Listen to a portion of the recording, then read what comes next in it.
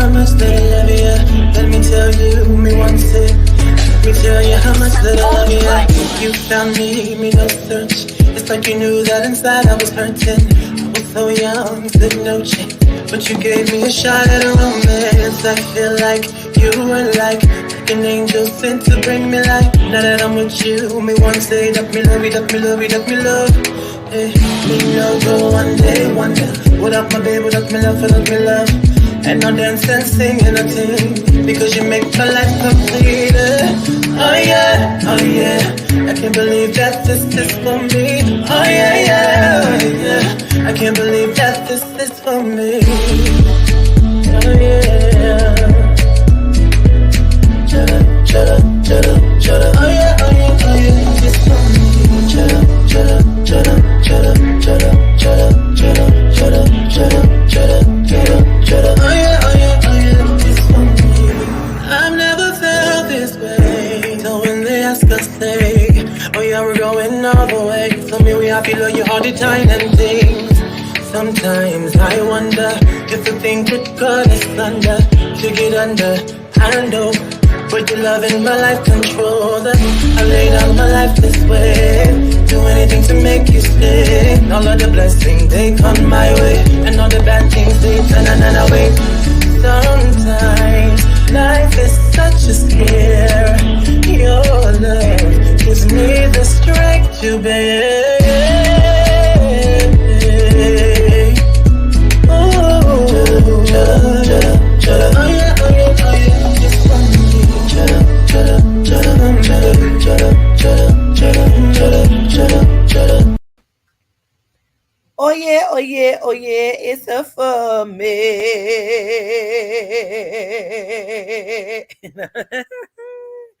Just keep holding it real long like that. I was trying to look at this really quickly. I may have to look it up on my phone. Greetings, family. How y'all doing? It's the day of the Lord. Come on in, parishioners. Hey, wait a minute. That don't sound like Megan Thee Stallion, didn't it? Hey, what about when they be in there and they be praying like, oh, just oh God, please, we just ask that you come into our hearts and save the children of the wilderness. And oh, dear Heavenly Father, we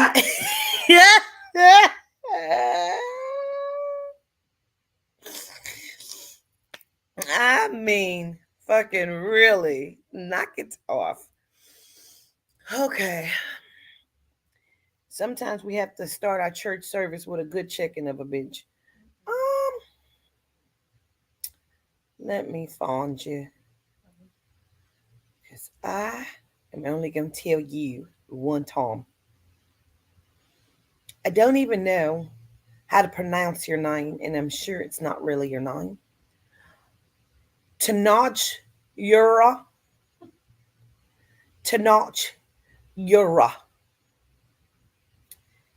I've asked you. I'm going to ask you again.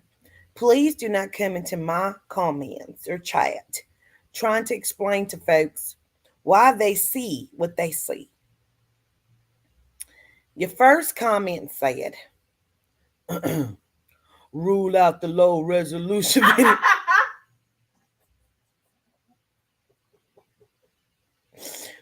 Rule out the low resolution video and possibly bad Wi-Fi connection first. Try with the high resolution camera and good Wi-Fi. If it still happens, there you go. I said, for what? It happens constantly. The question is rhetorical. Then he said, low quality camera, imagery via live stream and even in recordings always produce artifacts in the images. Artifacts? The fuck are you talking about, Tanashi? Which include alter appendages or indecipherable facial features. The lighting in the film environment also plays a role. If it happens on a high quality video, then it's more legitimate. to say the cause for it you claim really is the cause.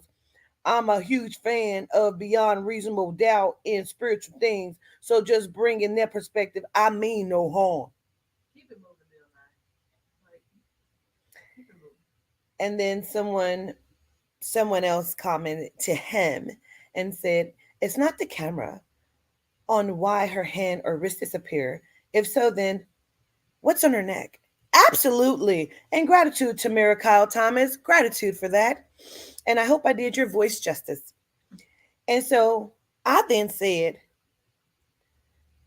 Tonight, tonight you're, yeah, okay. And you're here because why? Again, giving unsolicited info as narcissists normally do. Y'all be sick, bro. And the end. Sir, sir, let me show you something, sir. Since we're just giving unsolicited shit. Okay.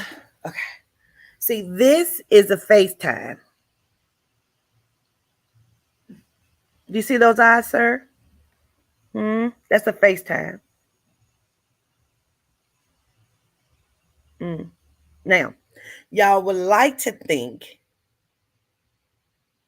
that that's a filter, but that's a FaceTime.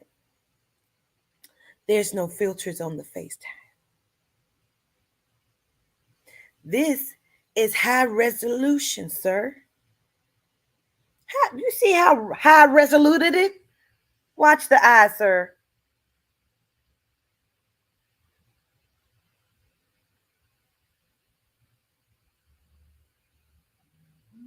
Hmm? Now, if you can please come back to me with some appendages and some other shit to explain to me why my eyes are doing that on the FaceTime. Then, yes. Okay. And this is what he's talking about. Okay. So I want y'all to look at my hand. That's more in the living room. Okay. Okay. Wait a minute. All right.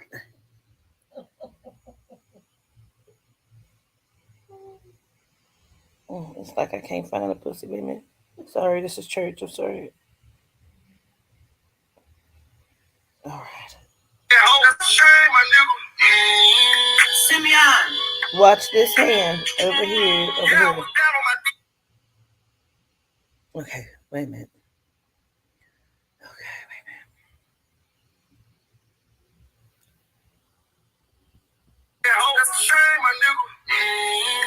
Simeon. Did you see that? Did you see it? So what resolution causes your whole fucking hand and arm to disappear? Besides the spirit that's sitting there when you put your hand through it. Hey, Tanashi, answer that. You're telling me some other shit. It's voila magic. I'm confused. I'll show you another one. Don't worry about it. Y'all think y'all be knowing something, and then y'all always throw out there, I'm a fan. I don't give a fuck. Oh, okay.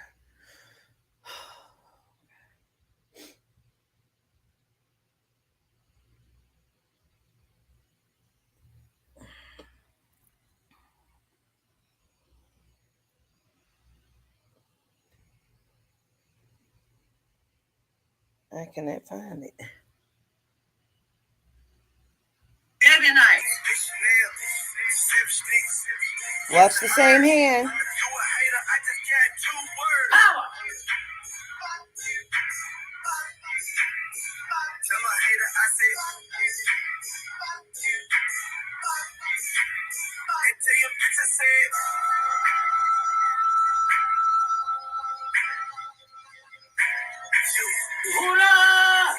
Watch it. Okay. Okay. Okay. Okay. Okay.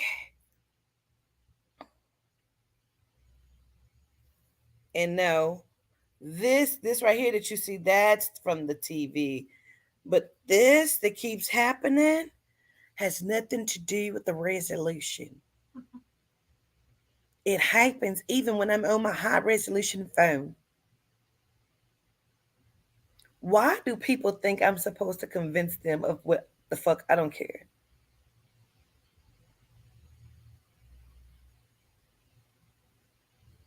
You came, basically, what he said was, I really want to believe you, but I need for you to go and get better Wi Fi and a high resolution computer so I can believe what it is that I see. That's what he said. Why would I give a fuck? Hey, Tanashi, fuck you, your support, whatever you talking about. I don't give a fuck, just like I don't give a fuck about the genomes. I need to prove to you what? Hey, how about you go buy me a motherfucking computer? Because, see, I got like three of them. And this is an iPhone 13. I'm confused. Prove to you what? I'll prove to you that you're no more than a pussy in my book, because that's all the fuck you could ever do for me. Oh, okay. Let's have Bible study. I've written down a few things that we're going to look at, right? So we're going to, and I had wrote down, I just kind of want to see, because they always say that Proverbs is what? They say a book of spells, right? That's the Proverbs? Is it Psalms? Psalms. And Proverbs is what? Wisdom. So I wrote down a few of these things that I just kind of wanted to look and see what it says. But then Yehuda, um, okay, period, and move around. See what I'm saying? See what I'm saying?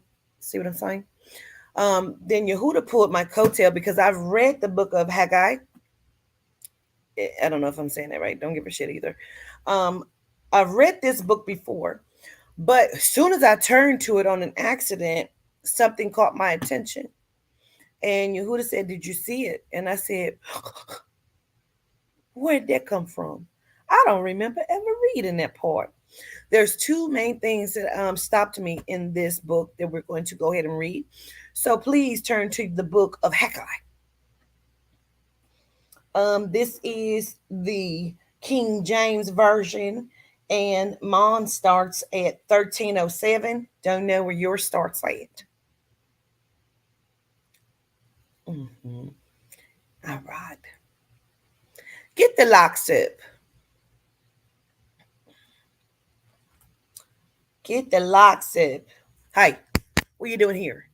Don't make me go get my ruler. Hit the like button before I put a cross on your forehead. I put an upside down cross on your forehead. That's an occultic demon symbol. Ain't everything always a demon? Your Bible so does the man too. um, you was the 65th like. Okay, Kristen, when you was counting. It's 283 people on here. Get my goddamn locks up. I can't even see how many locks it is. That's how low it is. In the book of Haggai. Okay, let me plug in my charger.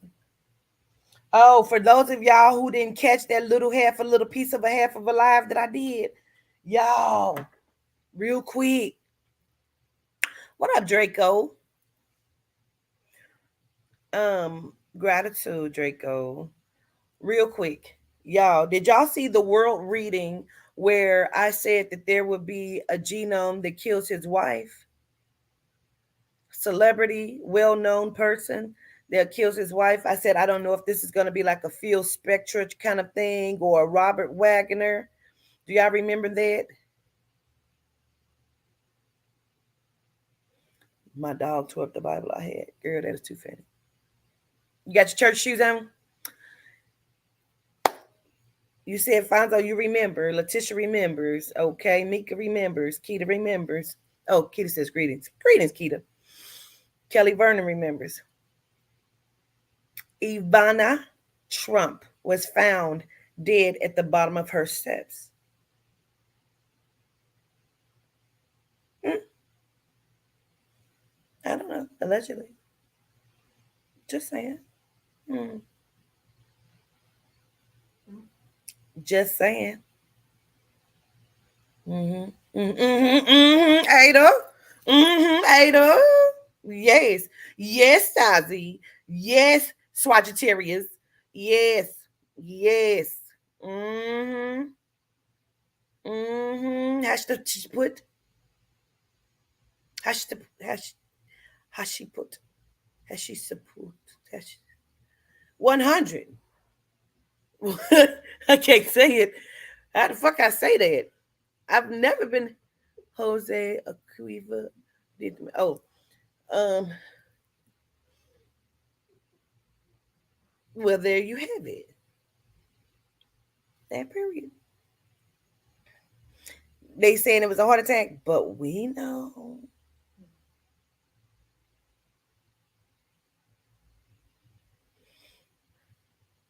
He said, I seen that. Yes, you finally said something about it in the word recently. Yes, Angela. Yes. All right. Do you have your Bibles turned to Haggai? All right.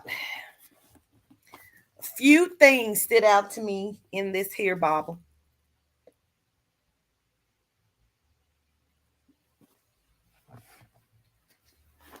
Okay. I wanna highlight it. Now, I'm very big and people they hate my guts because I break shits down. Um, and I would love to hear y'all break shits down too. Um, I want you to really understand. Oh, excuse me. I know how y'all love the inner and overstand stuff. I know it. I know. And that's all right with me. Okay.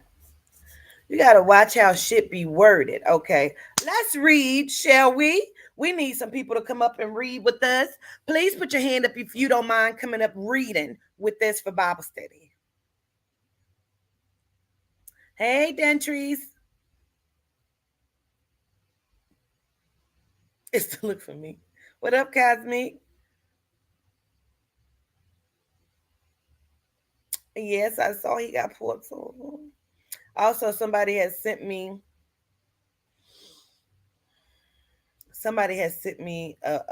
another post of a live from him too, saying how hot it was and he was in Houston. That was before Atlanta. Hey, what was he doing in Houston? What do you think he was doing there? He went from Dallas to Houston. I wonder why. I went from Dallas to play Houston because I was never in Houston. Okay. Oh, y'all scared? Oh, y'all scared to come up and read this here Bible? All right. Okay. Never mind. Then how you gonna follow along then? You say, be out top, no problem. Hurt the fuck out of me for real. You don't have your Bible, I should hit you on your top of your forehead. You don't have the good book. It's the good book. I don't know what's good about it. It's full of laws. The book of Haggai. Who the fuck is Haggai? No, for real. Who the fuck is Haggai? Haggai. In the second year of Darius, the king, in the 6th month, in the first day of the month, came. In the 6th month. That's June. June 1st. Let's write that down, shall we? June of the 1st.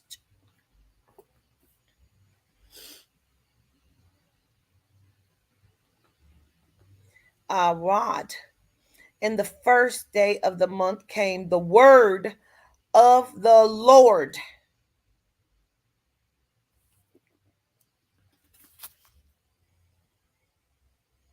Okay. Came the word of the Lord by Haggai the prophet unto Zerubbabel, the son of Shekeliah. Mm? That's how you pronounce it. Shilitililo. Zerubbabel, the son of Shealtiel. Is that right? Shealtiel. But Shealtiel. But this is what brought me into the book. Please look.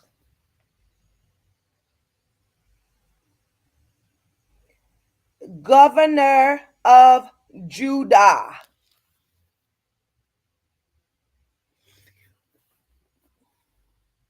Hey, can I ask you something? Why is it that Judah, excuse me, Yehuda, is the only one that's a governor? Go to Matthew, shall we? We'll come right back to that. Let's see here. Because people always want to know. And I don't mind.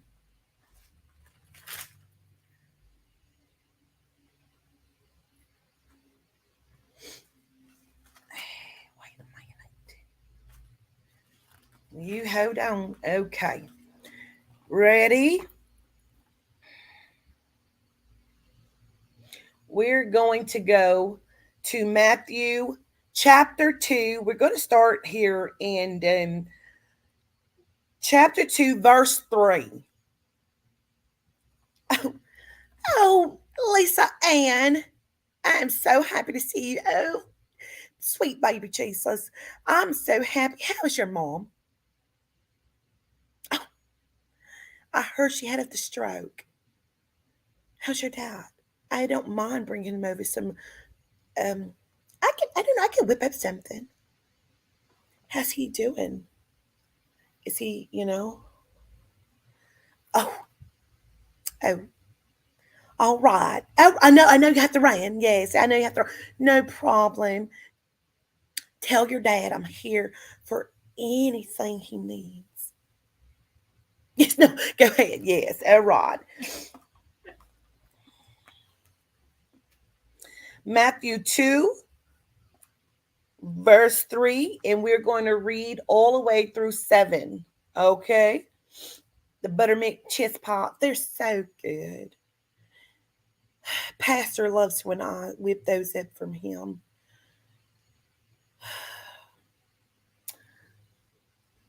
When Herod the king had heard these things, he was troubled, and all Jerusalem with him. And when he had gathered all the chief priests and scribes of the people together, he demanded of them where Christ should be born. And 5. And they said unto him, in Bethlehem of Judea.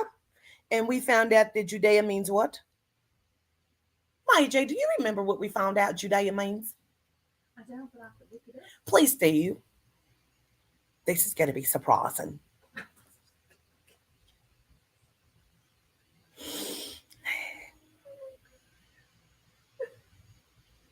Heather Lynn. Heather Lynn, white girl woke, humbled BS1 SP1. What is it? What is it, Pastor? 1B1S. Oh, how's your daughter? God bless her soul. How is she? Oh, good. And she's in school? And she's been vaccinated? No. Oh my God. Do you know what happens if you don't get them vaccinated, Heather? Jesus will not accept them into the pearly gates. Let's pray on it. Our Father, art in heaven. It's not art, it's art. Art in heaven. Hallowed be that. It's not hallowed. Hallowed. Hallowed be thy name. Wait, Mike.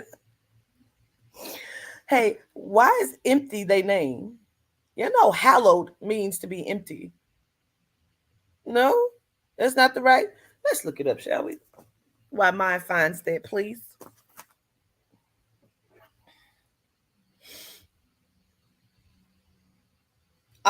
Not that.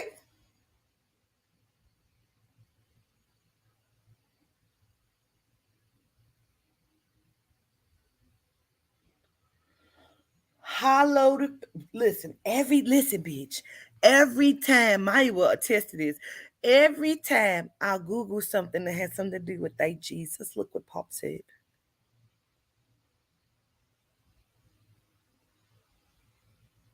Our systems have detected unusual traffic from your computer network.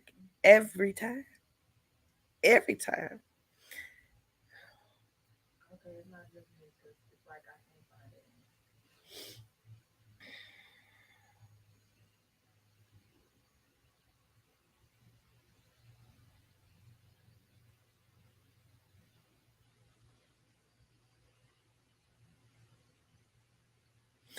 To Right? to pray, hallowed be your name, means to ask God to let his name be worshiped, exalted, honored, and adored on earth as it is in heaven.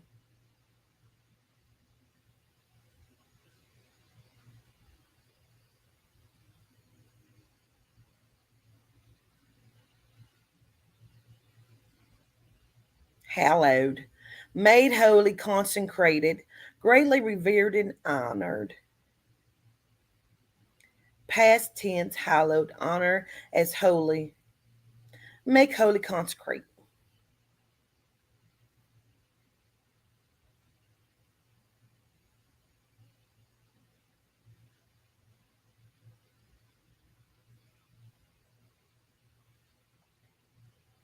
Now, hallow, HOLLOW instead of HA. See, it's wordplay. Don't believe what they say. Having a whole or empty space inside without significance. This is wordplay. How can one mean empty in the same word? It's just spelled differently. Like queen, but etymology puts it both together when you do your research on it, and it means prostitute, whore, low class woman. Hmm, okay. And Maya, what you looking for again? I forgot. Judea. Oh, okay. I'm gonna look at the title. To give praise to the whole family. An ancient region of East Palestine under Persian, Greek, and Rome rule, corresponding roughly to the biblical Judah. And let's go a little bit deeper, shall we? Herod. Divided between two tables. What are other documents? Okay, You think it's book? because you looked it up for me. Yeah. Who can remove them? Okay. Judea is an ancient historic biblical Hebrew contemporaneous contemporaneous Latin and the modern day name of the mountainous southern part of the region of Israel and part of the West Bank. The name originates from the Hebrew name Yehuda.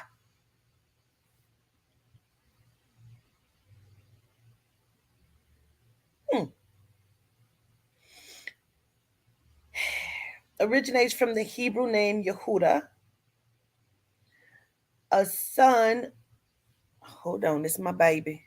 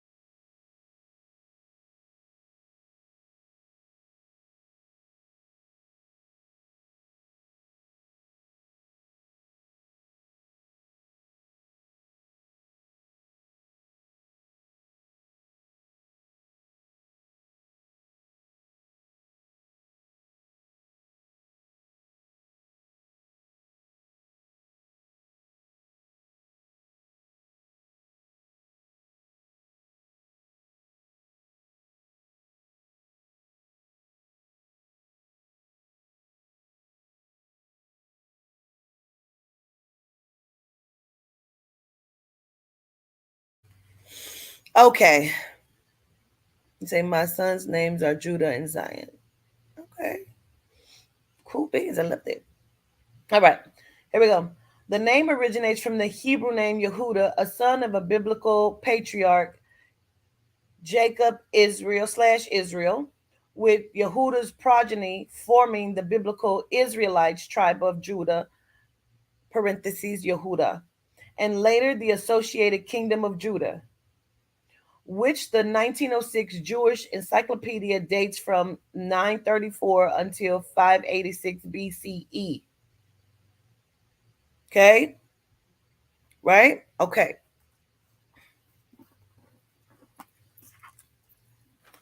So, so we ain't got to go back through this one more time. Let me look this up for y'all too, so you'll understand that this is not a lie that I'm saying to you.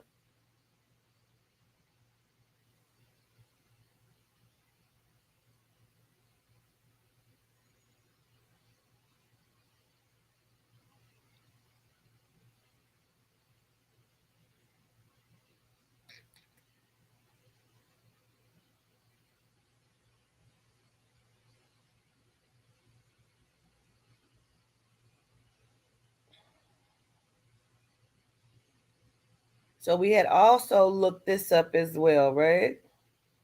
Make sure I'm on the right thing here. Wait a minute.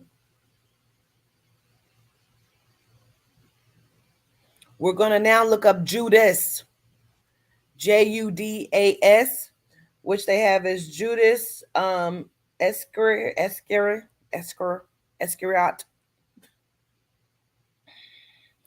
If you accuse someone of being a Judas, you are accusing them of being deceitful and betraying their friends or country.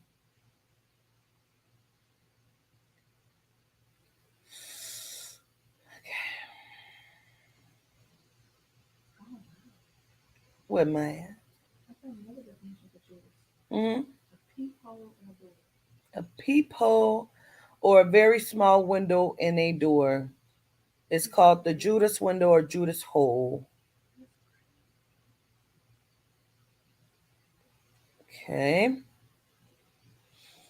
Also called Judas Iscariot, the disciple who betrayed Jesus, Mark 3:19.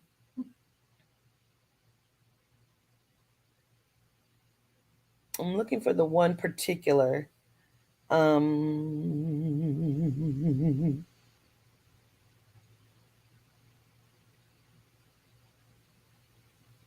It's also a doting animal or bird. This is King James. Oh, I think this is.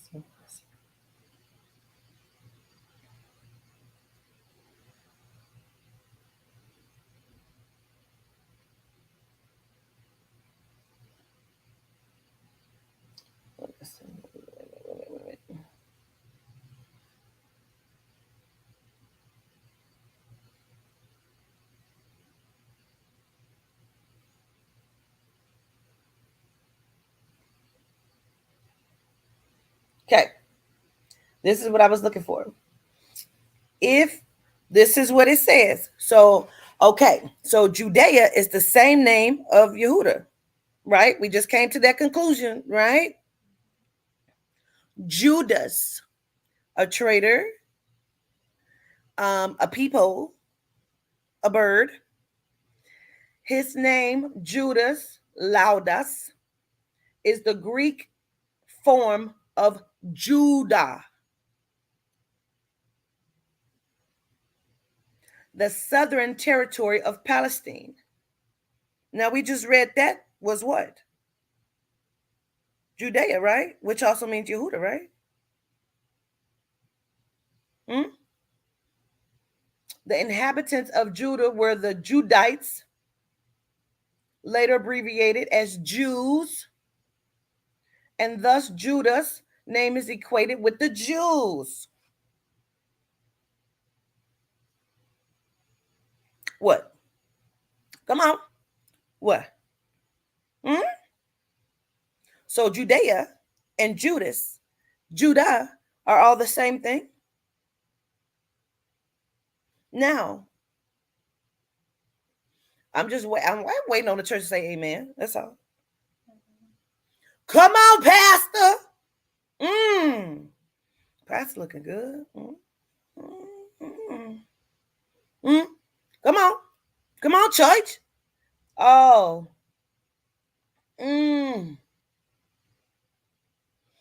Let's go to another one. Does Judas mean Judah? The name Judas is a Greek rendering of the Hebrew name Judah. Yehuda, Hebrew for God, is thanked.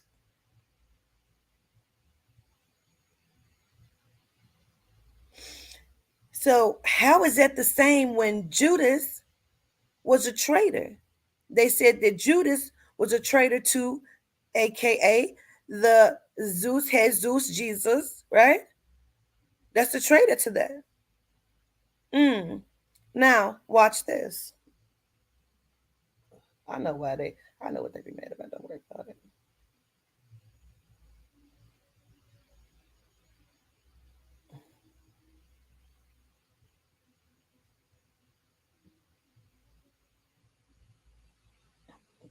Oh, I hope y'all ready for this.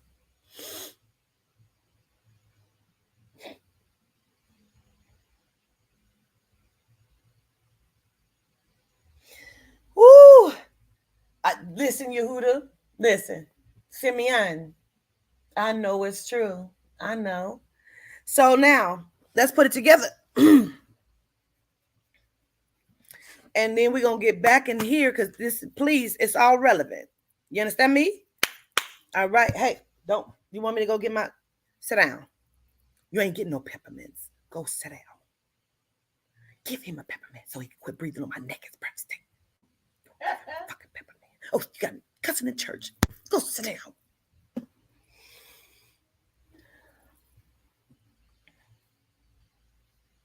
It's blasphemous.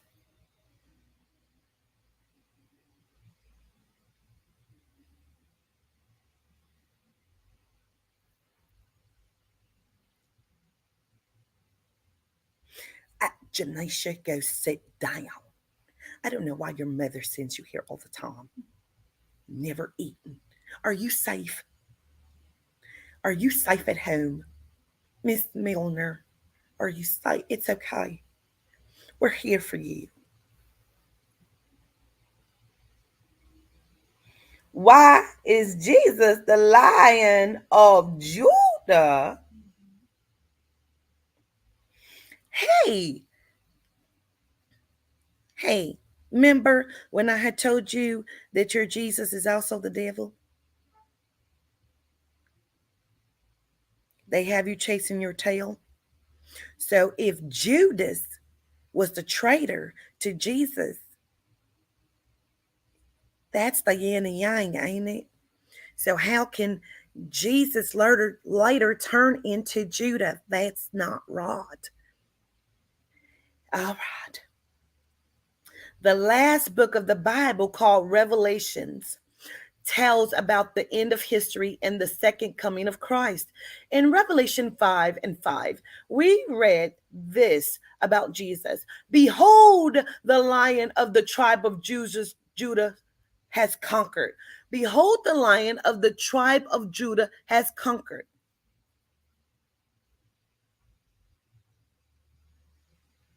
So he's a traitor to himself? Wait. Revelation 5 and 5. We read this about Jesus. Behold, the Lion of the tribe of Judah has conquered. Jesus is the Lion of Judah.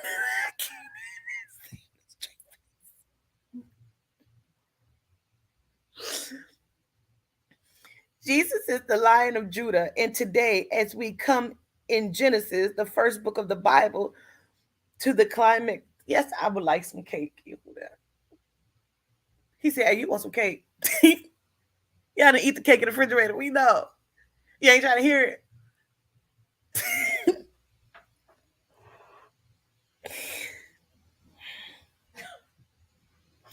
And today, as we come in Genesis, the first book of the Bible, to the climax of the Joseph story and the climax of the whole book of Genesis, we get to see why. Why is Jesus the Lion of the tribe of Judah? Why not of the tribe of Joseph? As we've seen in recent weeks, Judah and Joseph were brothers, son of Jacob, along with 10 other brothers. That makes 12. 12 disciples. Okay. Okay. Judah was Jacob's fourth son by his wife Leah. Genesis 29:35, 35 through 23. But Joseph was Jacob's favorite son by his favorite wife Rachel. Oh, Yehuda looks so amazing. Oh, did Tammy Lynn bake that? She's so sweet. Tell her that sweet baby Jesus. Oh. Judah and his brothers envied Joseph because of their father's special love for him and because Joseph's dreams. And hey, how is that possible?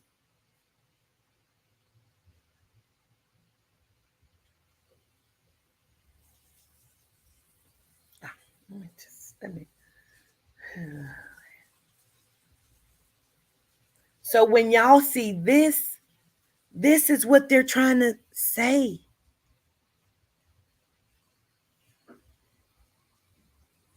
Do y'all see the homosexual activity? He is kissing Jesus in his mouth. Papa Candelo said Yehuda does not lay with man. Oh.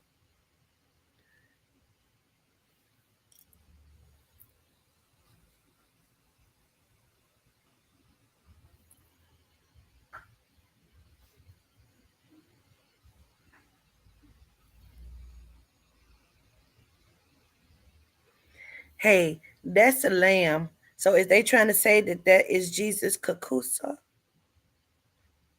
Hmm? It's blasphemy, God dang it. Hey, do y'all see the bird up there too? Hey, that's my baby. Is that Nzinga? Pop ain't never homophobic. He just tells the truth. Hey, mama. Yes. This one is the most seen everywhere. When you see that, does that confuse you? He ain't got no kakusa, man. I'll show you one last one.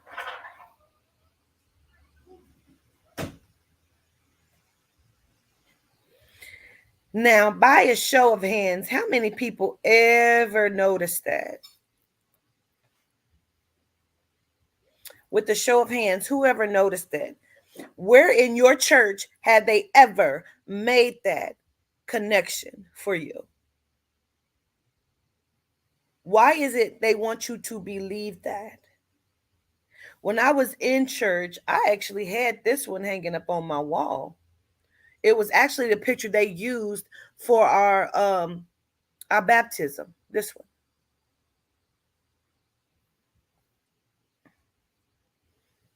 I see some hands. Chaz, you've had somebody make that connection.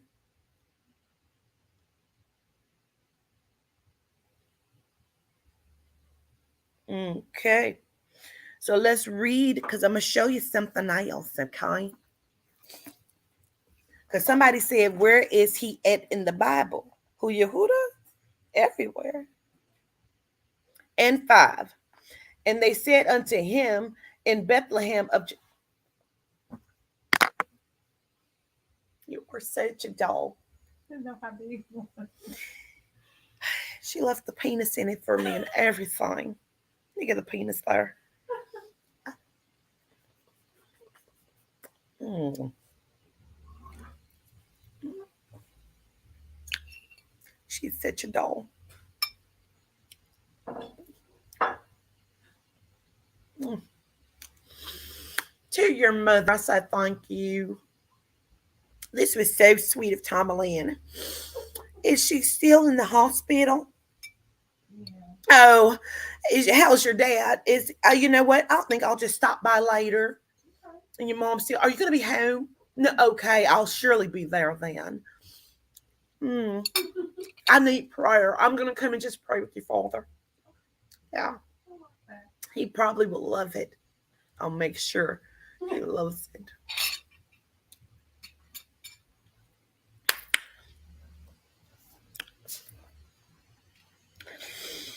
Matthew 2 and 5. And they said unto him in Bethlehem of Judea. Again, that's Judah. Again, that's Yehuda. For thus it is written by the prophet. What prophet? They don't say.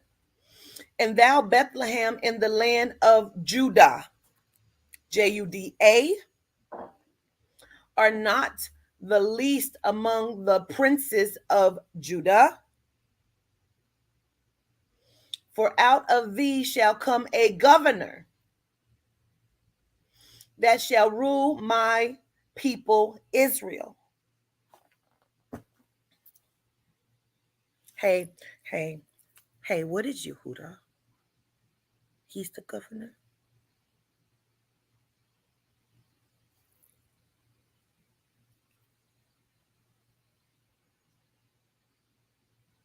Yes, it's cake.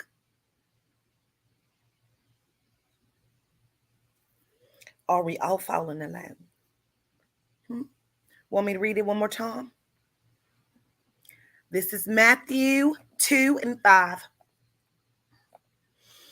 And I have so many notes. Please believe it. Right here.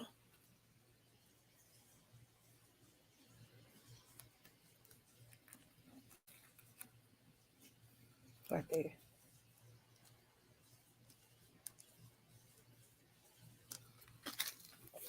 So he's not only a governor, he would be spiritual royalty.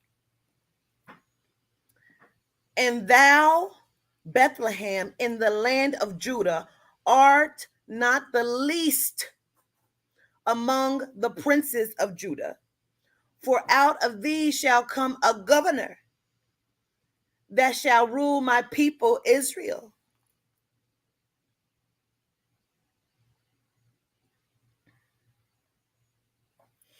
And we have already established that the people of Israel are the Jews, and Jews mean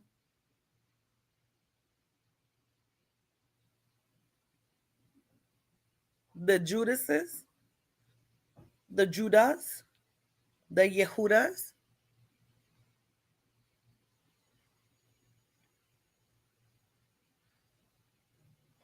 All right, let's keep the party going. Now, I want to step back for a second because people think I don't know this book and people don't understand it. And I know some of you are new here.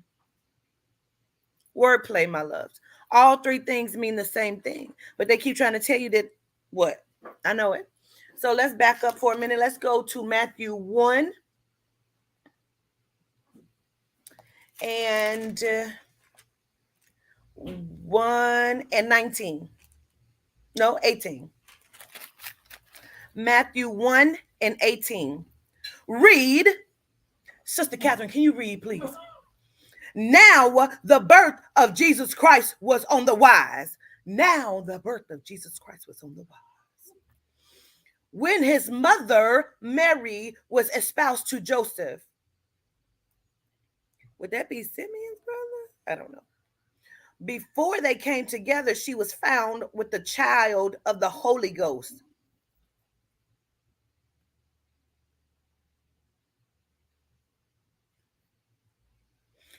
When as his mother Mary was espoused to Joseph, meaning married, before they came together, she was found with, before they came together, meaning before they did it, she was found with child of the Holy Ghost.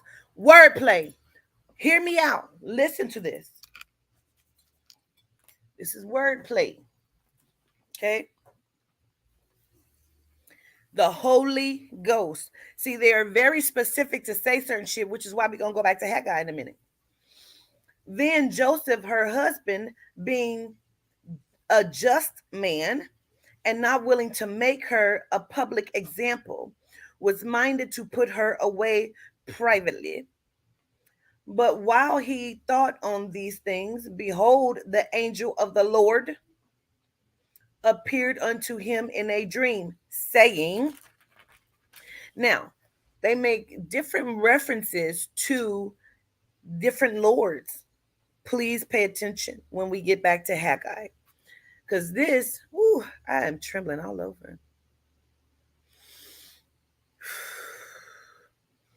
Behold, the angel of the Lord appeared unto him in a dream, saying, Joseph, thou son of David, fear not to take unto thee Mary thy wife, for that which is conceived in her is of the Holy Ghost. There's Holy Ghost again, right? Want the remote? Okay. And she shall bring forth a son, and thou shalt call his name Jesus. For he shall save his people from their sins. 22, 1 and 22 of Matthew. Now all this was done. Heard it?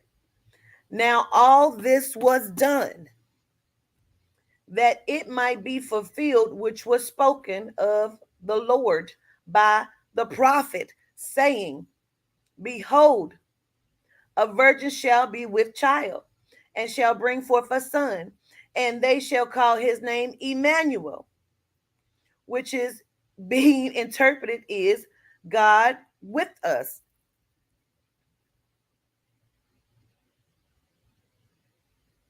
Wait, that's not the same thing as just what happened. Why they stated that right back again? No.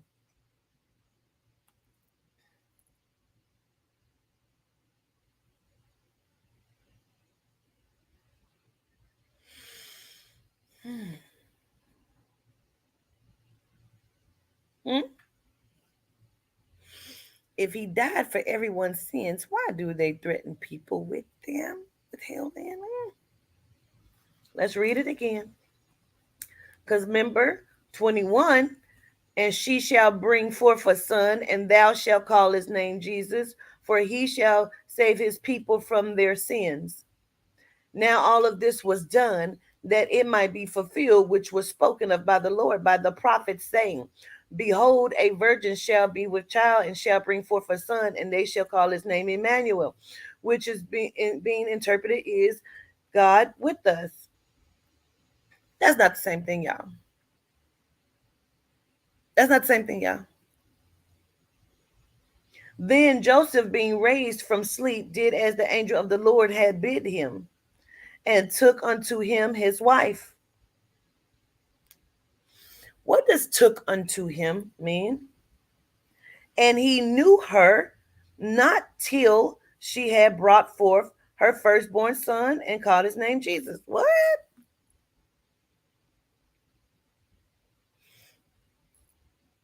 Do you know what that means when they say that someone knew them in the Bible? If he knew her, you know what that means? It means he fucked her. That's what that means.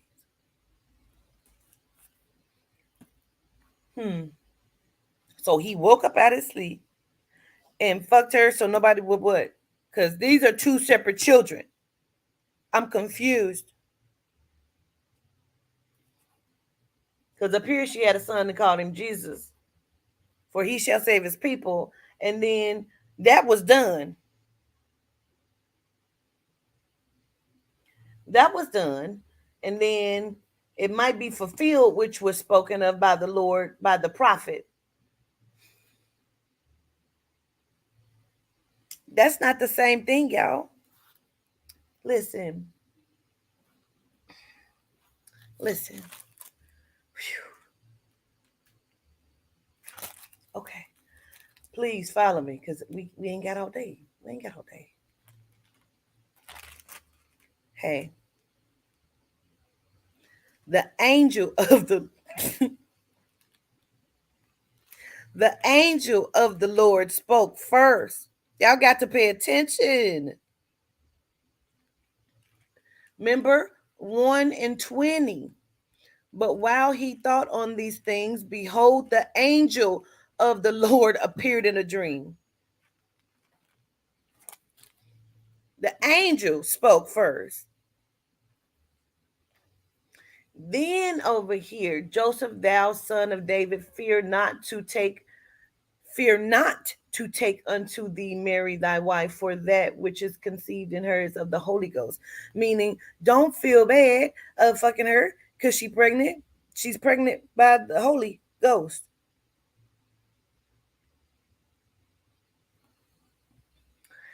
And she shall bring forth a son, and thou shalt call his name Jesus, for he shall save his people from the sins. Now, all this was done that it might be fulfilled, which was spoken of the Lord by the prophet. That's not what that said, people, because the angel said it. Angel is different from the prophet. Okay, wait a minute.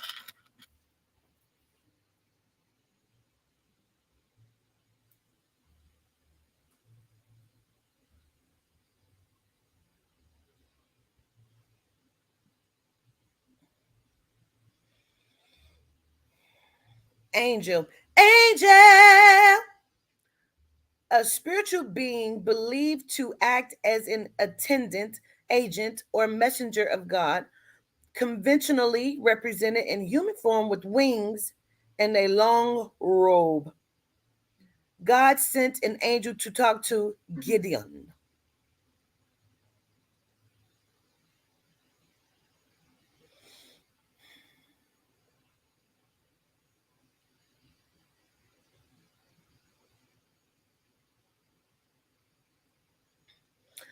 Prophet, a person regarded as an inspired teacher or proclaimer of the will of God. That's not the same thing. That's not the same thing. It's not. Anywho, let's go further because I want you to understand. Okay.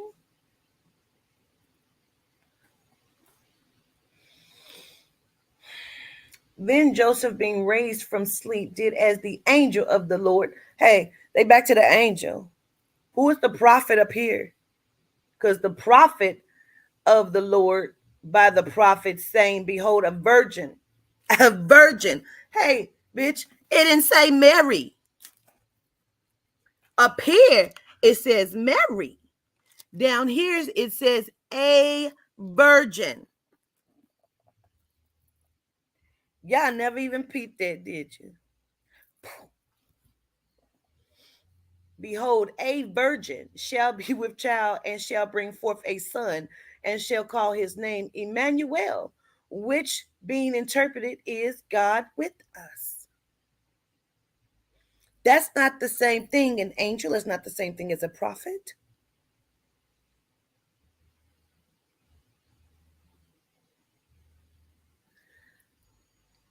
And they call Mary by her name. And then they call this person a virgin.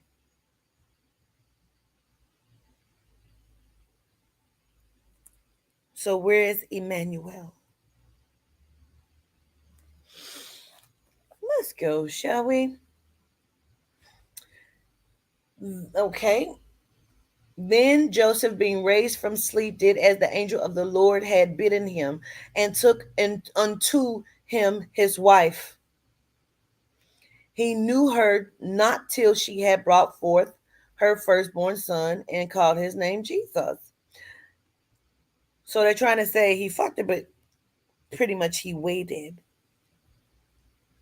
Why would he wait? Because up here it says, don't be afraid to fuck her. But whatever. Now, when Jesus was born in Bethlehem of Judea,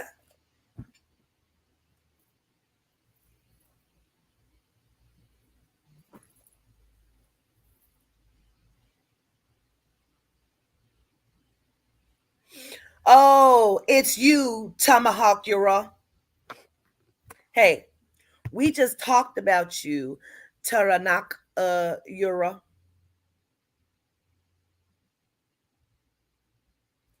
He's not speaking of shit because none of them fucking exist because it's all fucking bullshit. Like your bullshit. Like the fuck I said, don't come back over here.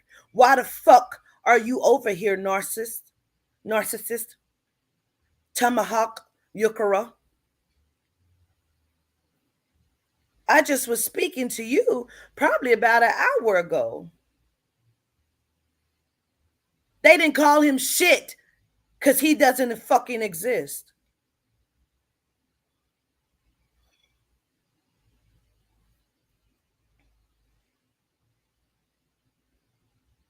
Who is he?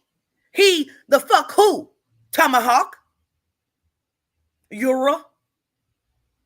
Tanashi? Why are you here doing the genome's bidding, fucking trying to put somebody to sleep?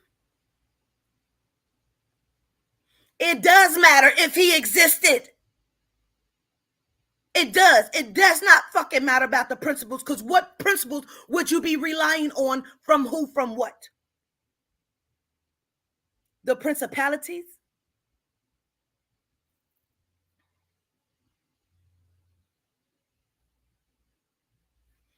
You came here to say what?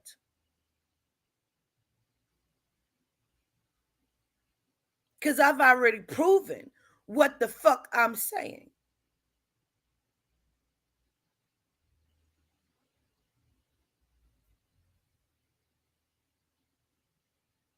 If he doesn't exist, then what's the principles? What do they stand on? How can you say it doesn't matter when everything in here, hey, Tanashi, hey, you see all this red? What does that red mean? Hey, Maya, you grew up in the church. What does the red mean in here? This is supposed to be his actual literal words that were spoken, correct? Because that's why it's in red, right? So what are you saying, Tomahawk?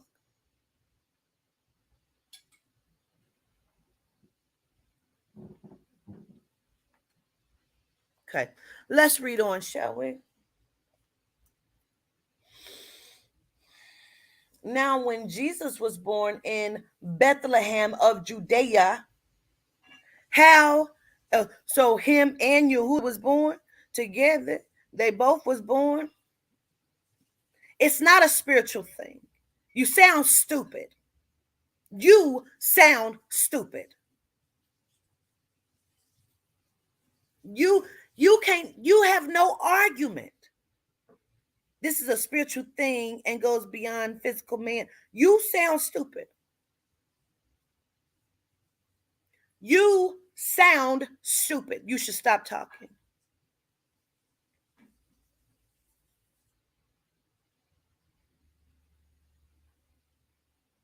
You should stop talking.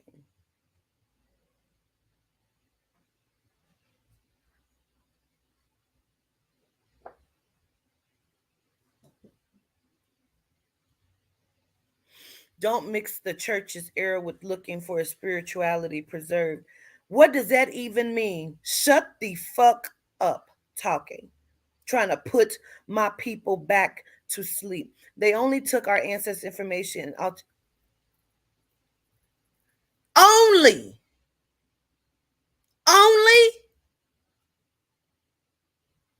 They have warped the minds of millions of fucking people. What are you talking about, stupid? You are stupid. You know what else you are? You are blocked. Get this motherfucking G Night out of my chat.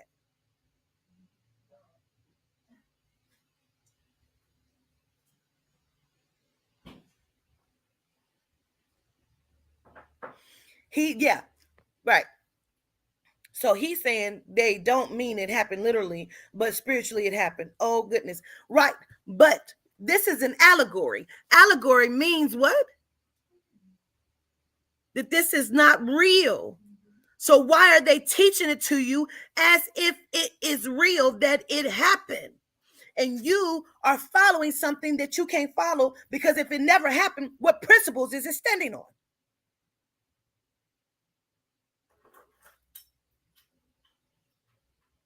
He doesn't have a burial ground because he never fucking existed.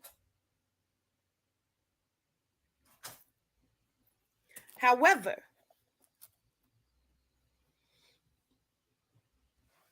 so they just made up a whole bunch of stories to do what? What would be the principle behind all of the stories? If they say,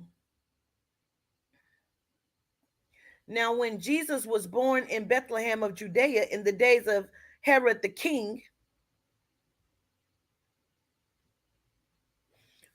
so are we saying Herod the king didn't exist either? Because Judea exists.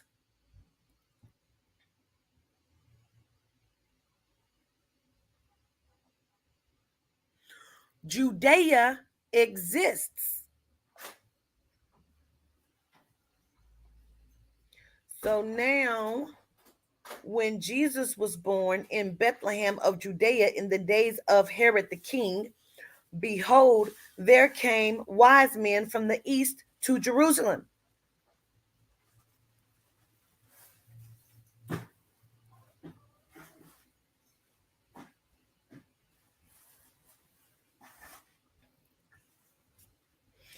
But what we're misreading, what we see. We see we're in so deep that they will not understand. You are at the tone of the most highest, that alone, if us could never grow. What the fuck does that mean?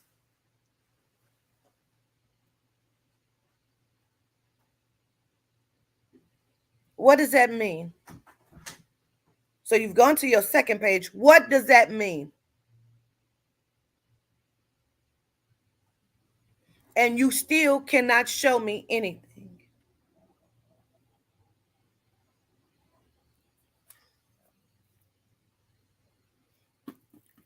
Made no sense. But let's read on. Saying, where is he that is born King of the Jews?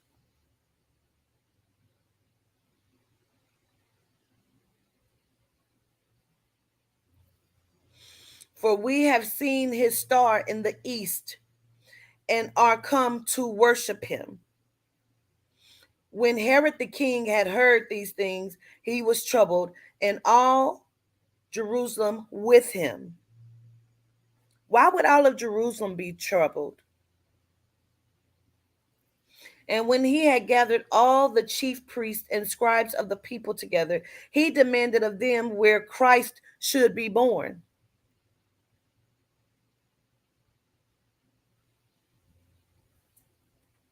Five, and they said unto him, in Bethlehem of Judea, for thus it is written by the prophet, and thou, Bethlehem, in the land of Judah, art not the least among the princes of Judah.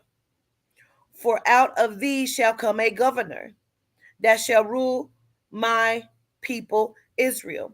Now, we just looked up this word the other day.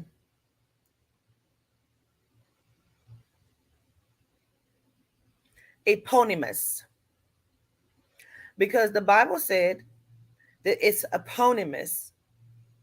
Judah, Yehuda is eponymous, right? Okay.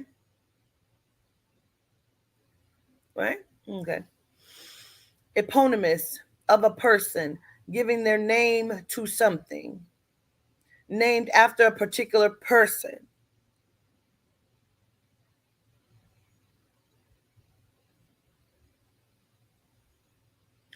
What is an example? An eponym is the person, place, or thing that something else is named after. For example, Achilles is the eponym of Achilles tendon. Queen Victoria is the eponym of Lake Victoria.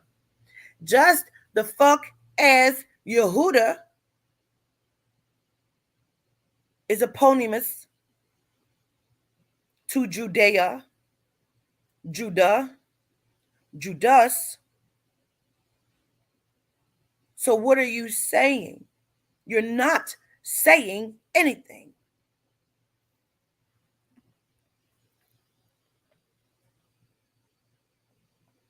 So now let's turn back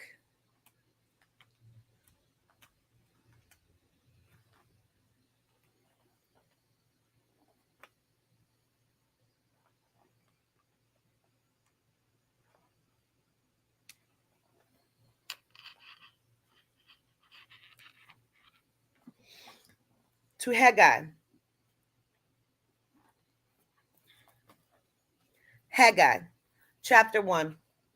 In the second year of Darius the king, in the 6th month, in the first day of the month, came the word of the Lord only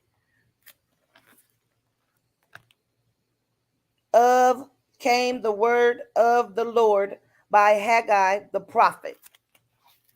And we said a prophet is what? A prophet is a person regarded as an inspired teacher or proclaimer of the will of God. Okay. So only the Lord, right? Pay attention to the wording. The Lord, only the Lord. Okay. And then by Haggai the prophet unto Zerubbabel, the son of Shealtiel, governor of Judah.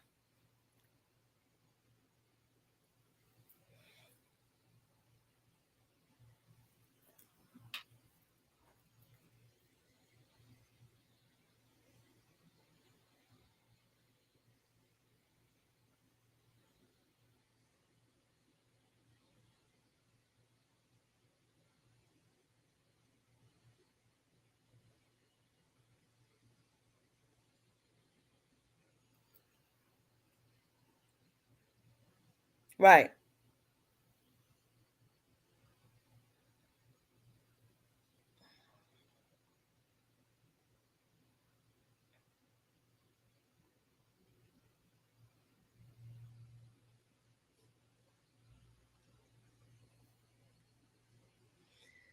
So how do you pronounce it? Shealtiel. I want to hear it. Shealtiel, Hebrew.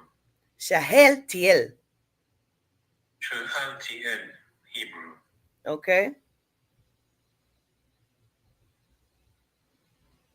So that's how you pronounce it.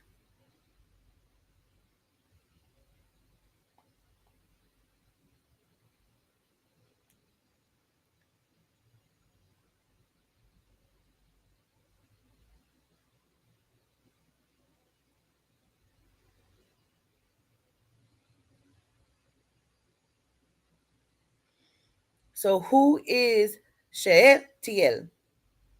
Okay. I'm going to Wikipedia. Shealtiel. Okay. Was the son of Jehoiakim Jehoiakim. Okay. King of Judah. So Shealtiel was not only the king of Judah, he was the governor. Okay, Shealtiel, as well as most of the royal house and elite of the house were exiled to Babylon by order of Nebuchadnezzar II of Babylon after the first siege of Jerusalem in 597 BC.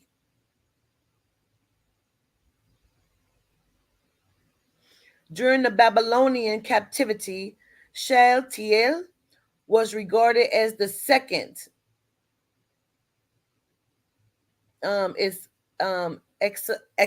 exilarch or king in exile following his father.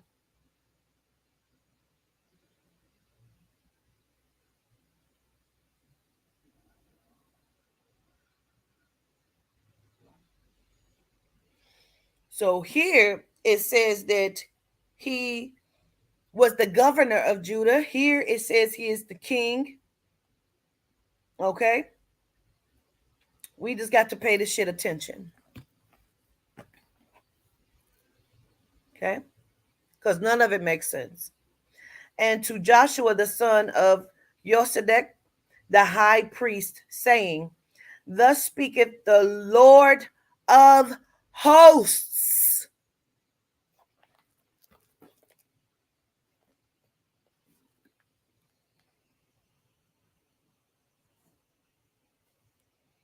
Thus speaketh the Lord of hosts. That's different than them keep saying the Lord. That's a different person.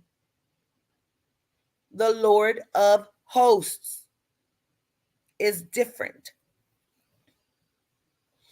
Saying, this people say, the time is not come, the time that the Lord's house should be built. What Lord? Because the Lord is different from the Lord of hosts. Come on, Rikiah. Then came the word of the Lord by Haggai the prophet, saying, that's still different. Saying, is it time for you, O ye, to dwell in your sealed houses, and this house lie waste? Now, because okay, let me look at okay. Let's just hold up. I see y'all talking about that word host. Hold on.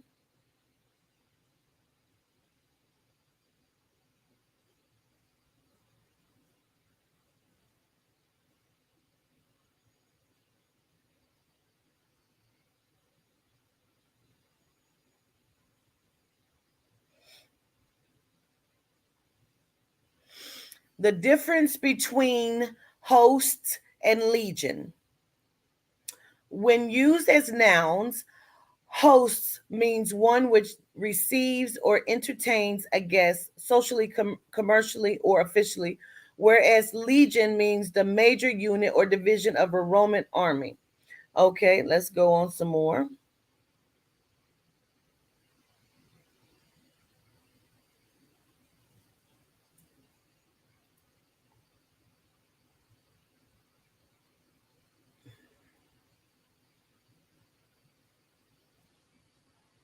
Now, let's put it this way.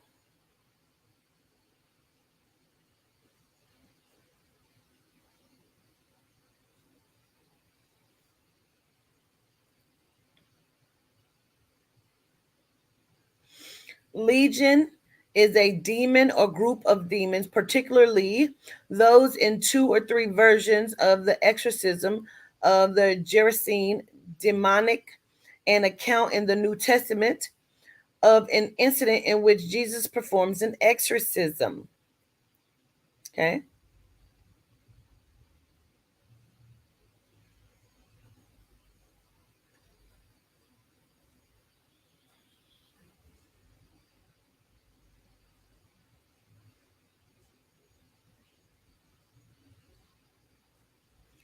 Hold on.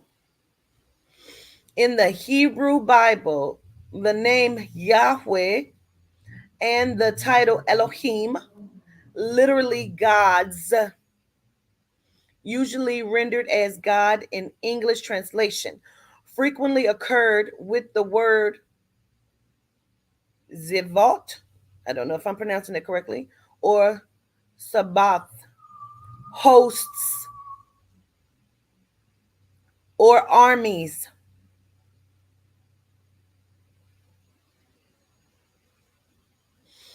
As Yahweh, Elo, Zivot, Yahweh, God of hosts. Yahweh, God of hosts. Okay.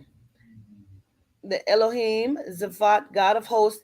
Adonai, Yahweh, Zaphat, Lord of hosts. Adonai. Or most frequently, Yahweh, Zaphat, Yahweh of hosts. This name is traditionally transliterated in Latin as Sabaoth, Sabaoth, Sabaoth, a form that will be more familiar to many English readers as it is used in King James Version of the Bible.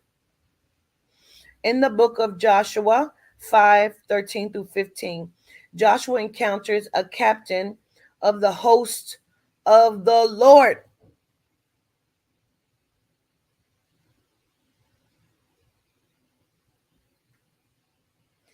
Captain of the host of the Lord. In the early days of his campaigns in the promised land, this unnamed heavenly messenger is sent by God to encourage Joshua in the upcoming claiming of the promised land.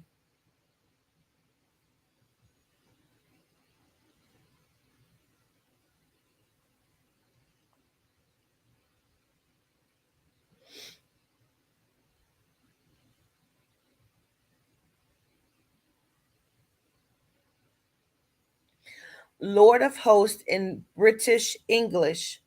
Noun, Jehovah or God when regarded as having the angelic forces at his command.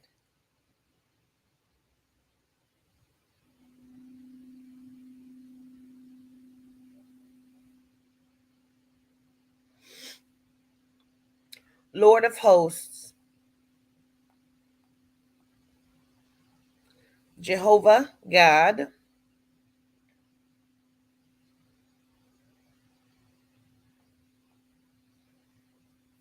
Let's find another one.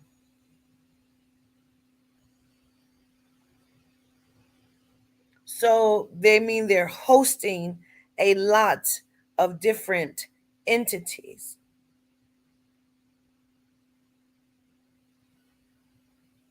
So this Lord is hosting a lot of entities.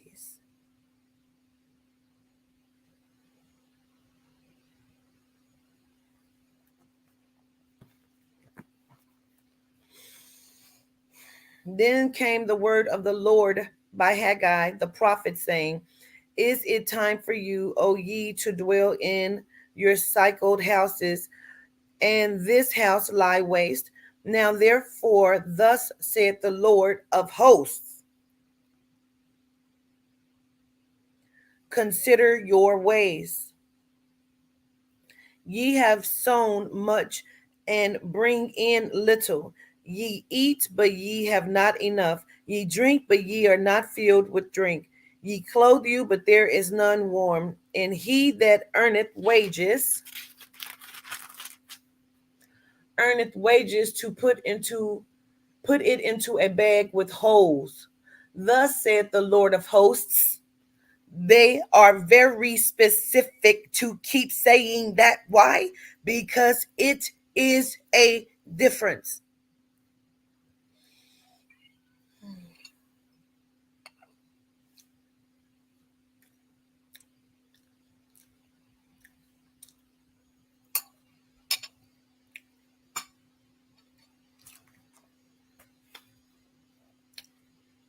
Ooh, we about to get good, y'all. Wait a minute.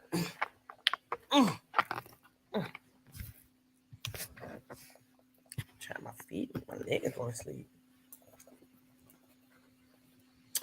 Thus saith the Lord of hosts, consider your ways.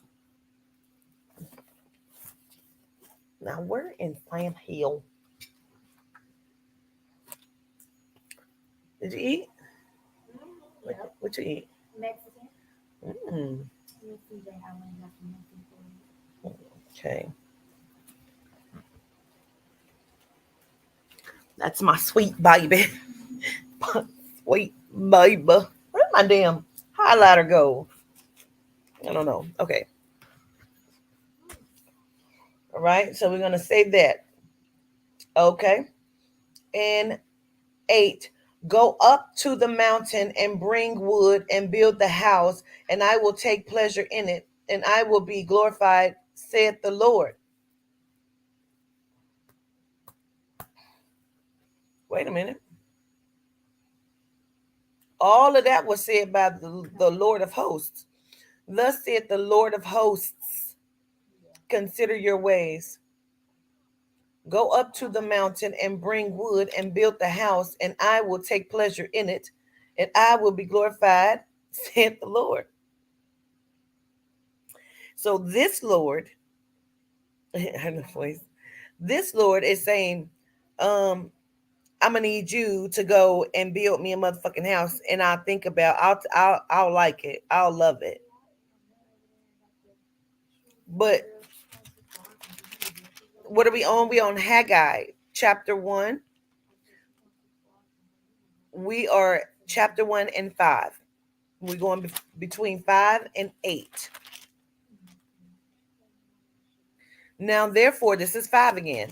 Now, therefore, thus saith the Lord of hosts, consider your ways. Ye have sown much and bring in little. Ye eat, but ye have not enough. Ye drink, but ye are not filled. With drink ye clothe you, but there is none warm. And he that earneth wages to put it in a bag with holes. Thus saith the Lord of hosts, consider your ways. Go up to the mountain and bring wood and build the house, and I will take pleasure in it, and I will be glorified, saith the Lord. Now, he then named all of the other shit and ways that you are fucked up. So you out here earning money, but you don't know what to do with it. You out here drinking, but ain't getting drunk. You out here eating, but you ain't full. Go build me a motherfucking house. This ain't even the same person. We talking about two different conversations. Going back to chapter 1, verse 1. Remember, June 1st, because it says, in the 2nd year of Darius, the king, in the 6th month, in the 1st day of the month, came the word of the Lord by Haggai the prophet unto Zerubbabel, the son of Shealtiel, governor of Judah,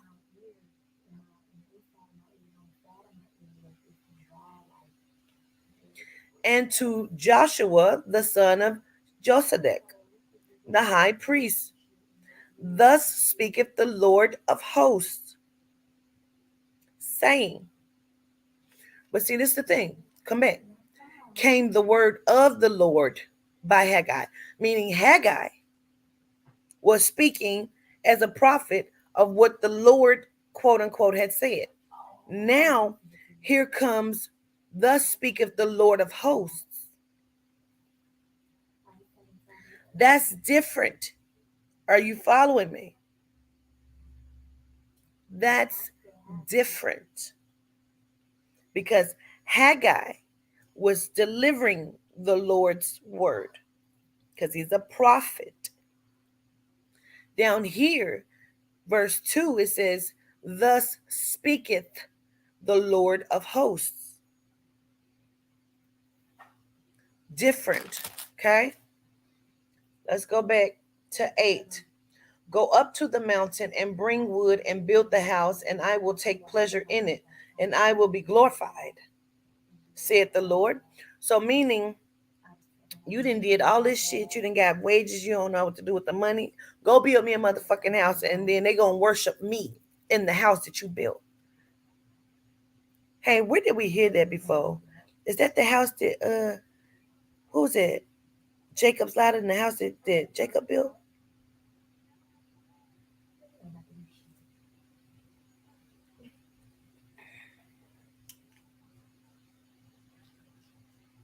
Lean into your own understanding.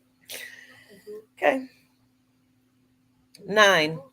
Ye looked for much, and lo, it came too little. And when ye brought it, home, I did blow upon it. Why? Said the Lord of hosts, because of mine house that is waste, and ye run every man unto his own house.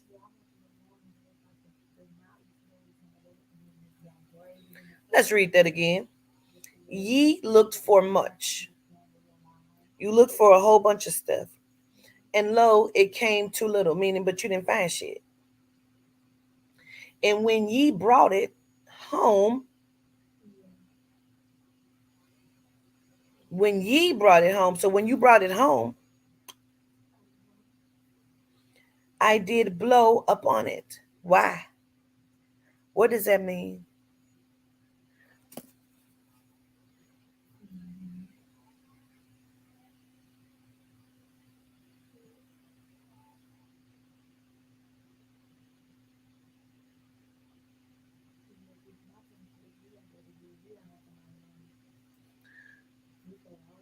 Verses about blow. Let's see.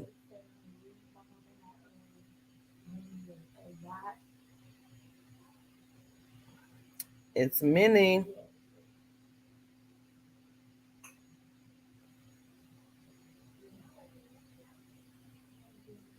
Blowing in the Bible, in religious and magical practice.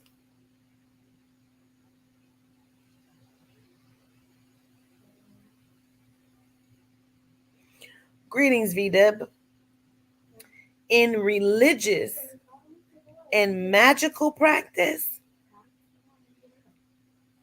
insufflation and exsufflation are ritual acts of blowing, breathing, hissing, or puffing that signify variously expulsion or renunciation of evil or of the devil, the evil one, or infilling or blessing with good, especially in religious use with the spirit or grace of.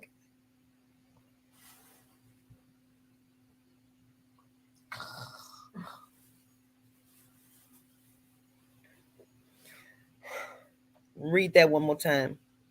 What does blowing mean in the Bible? In religious and magical practice. Okay, so let's look up so we can understand this meaning. Wait a minute.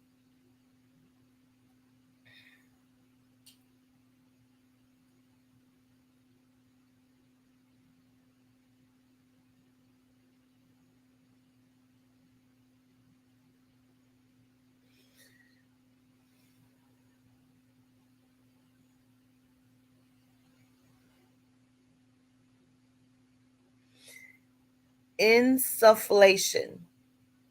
Am I saying that correctly? Insufflation is the act of blowing something into a body cavity. Insufflation has many medical uses, most notably as a route of administration of various drugs. Let's go to the Merriam Dictionary. An act or action of blowing on, into, or in, such as a Christian ceremonial rite of exorcism performed by breathing on a person. Medicine, the act of blowing something such as a drug in powder form into a body cavity. Specifically, the introduction of a flow of gas into a body cavity. So I believe we're at the first one, a Christian ceremonial rite of exorcism performed by breathing on a person. Insufflation. Now let's go to the other word was exfoliation, right? Okay, let's look at that.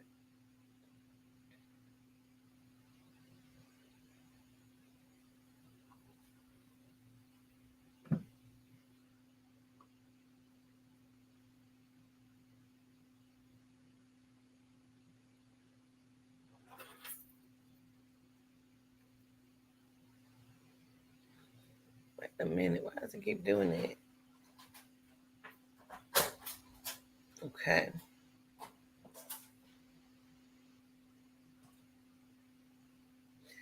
Exsufflation, the action of breathing forth or blowing. This action used as an exorcism in some rites of baptism, forcibly breathing or blowing out as in clearing the respiratory.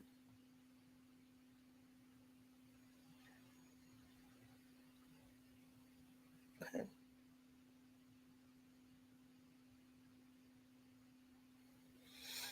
So now, blowing in the Bible means in religious and magical practice, insufflation and exsufflation are ritual acts of blowing, breathing, hissing, or puffing.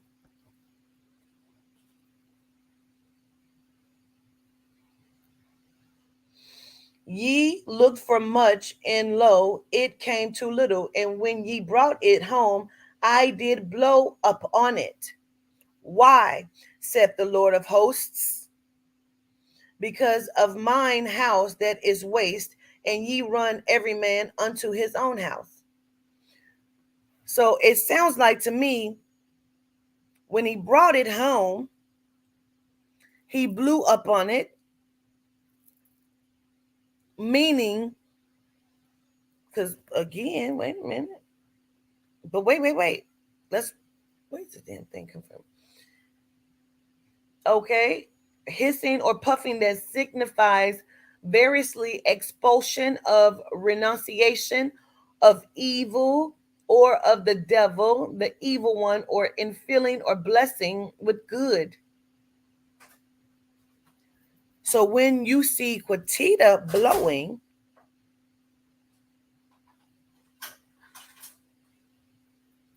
because Quatita's like,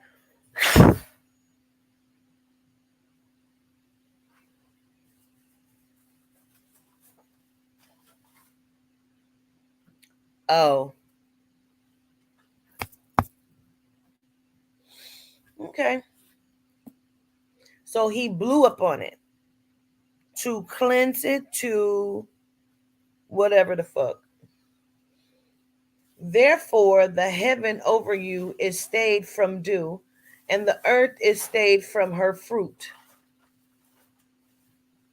Therefore, the heaven over you is stayed from dew, and the earth is stayed from her fruit. So let's look at the word stayed.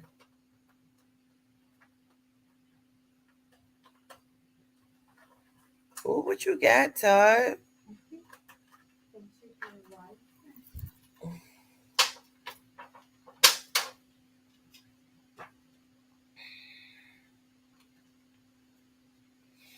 Definition of stayed in the Bible: detained, held, and when it was day, he departed and went into a desert place, and the people sought him and came unto him and stayed him, that he should not depart from them.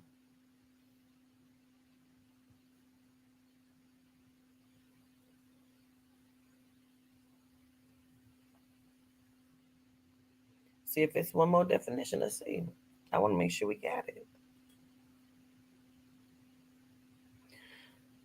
King James Version Dictionary. Stay, to remain, to continue in a place, to abide for any indefinite time. Do you stay here while I go to the next house? Stay here a week. We stayed, STAID, at the Hotel Montmorency.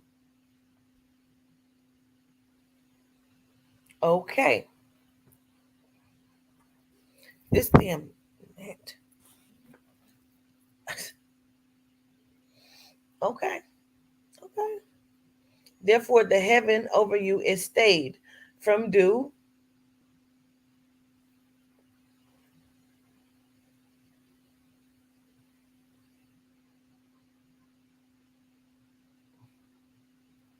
So, meaning it's over you and it stayed, it's there because of the dew, is what they're saying. And the earth is stayed from her fruit. What fruit is that?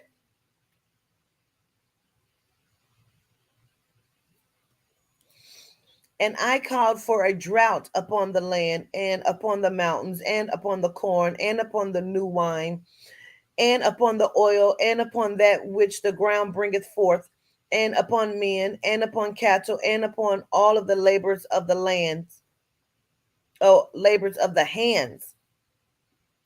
Then Zerubbabel, the son of Shatiel, and Joseph, the son of Josedek, the high priest, with all the remnant of the people, obeyed the voice of the Lord their God. That's a different thing. That's a different thing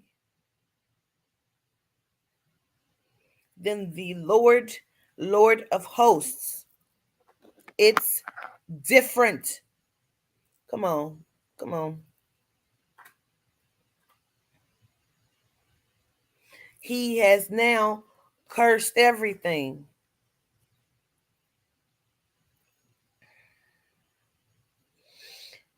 The remnant of the people obeyed the voice of the Lord, their God, and the words of Haggai the prophet, as the Lord their God had sent him, and the people did fear before the Lord. Then spake Haggai the Lord's messenger in the Lord's message unto the people, saying, I am with you, saith the Lord. Hey, the Lord is right there with him. Why is he speaking for the Lord? Are we talking about different things then, right?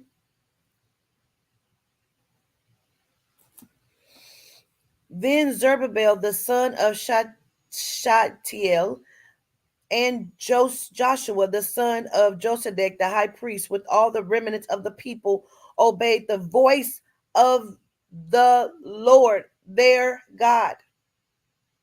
The voice of the Lord their God. And the words of Haggai the prophet, as the Lord their God had sent him, and the people did fear before the Lord. So they talking over each other, they both talking. Because it hearkened unto the voice of the Lord their God and Haggai.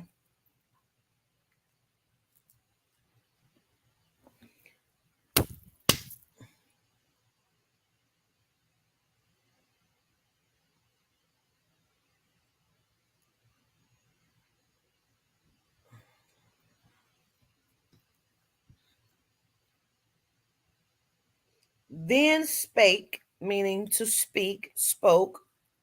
Okay. Then spake Haggai, the Lord's messenger, in the Lord's message unto the people, saying, I am with you, said the Lord. But they would know that because the Lord is there. They're hearing the Lord's voice and Haggai, a messenger of the Lord. Hold on.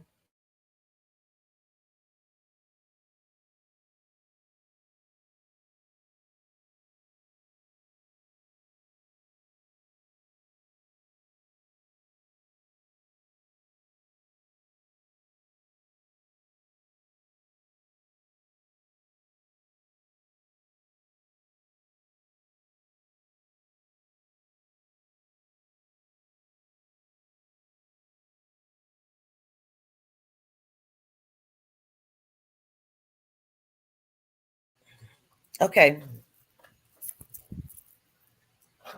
My phone was ringing. You understand that that's different shit, right?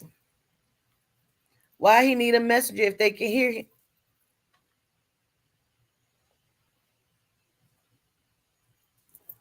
And why do they fear him? Because up here, I can kind of see why. Because he done told them motherfuckers, go build me a house so I can be glorified in it. Why? Okay. All right. Then spake Haggai, the Lord's messenger, and the Lord's message unto the people, saying, I am with you, saith the Lord. And the Lord stirred up the spirit.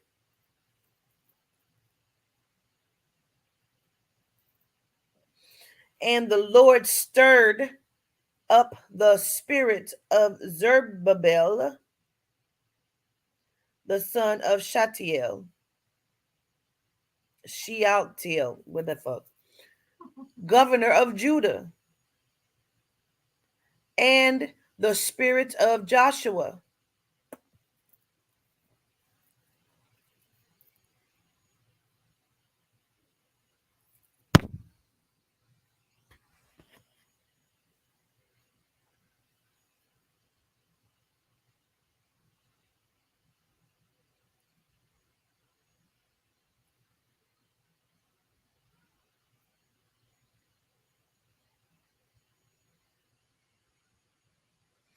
To stir up in the Bible here means to wake from sleep, to arouse and activate the mind and understanding. The word for pure here is very interesting because it is mentioned only twice in the scripture.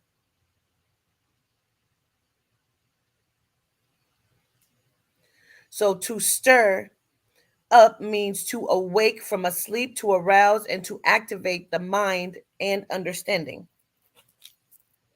And the Lord stirred up the spirit.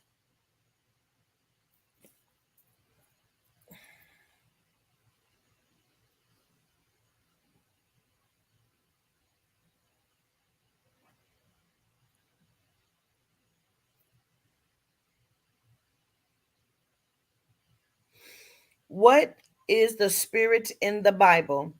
It refers to the part of man that connects and communicates with God.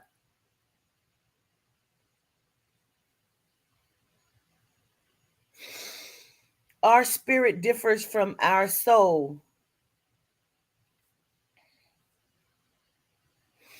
because our spirit is always pointed toward and exists exclusively for God, whereas our soul can be self centered.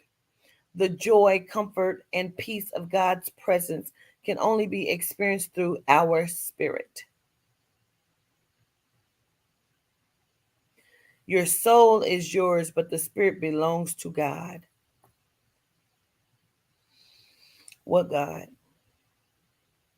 Because the soul belongs to Adina, the creator.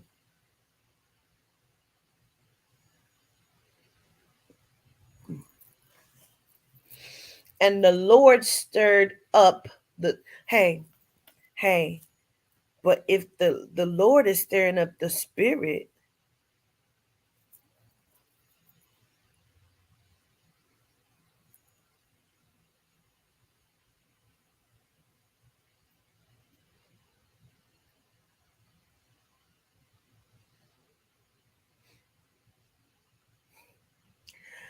what does Lord in the Bible mean? A person having power and authority over others. To capitalize,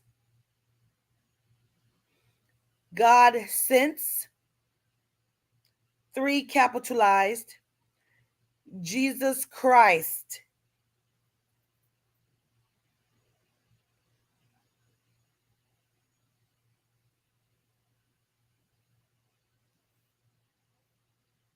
I should just quit. I should just quit right the fuck now. You know what I'm gonna do? I'm gonna eat some potato salad on you motherfuckers.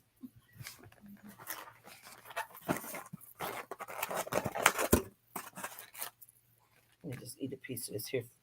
There. Mm-hmm. Catch up. Tell me when you catch up. Caught up with me. Mm-hmm. Mm-hmm. Uh,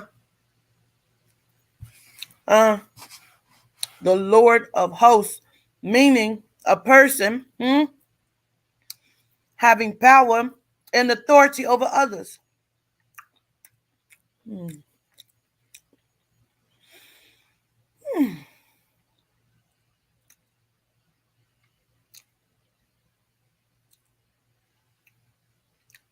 Hey, I'm going to read that again. Pay attention to this. What does Lord mean in the Bible? A person having power and authority over others.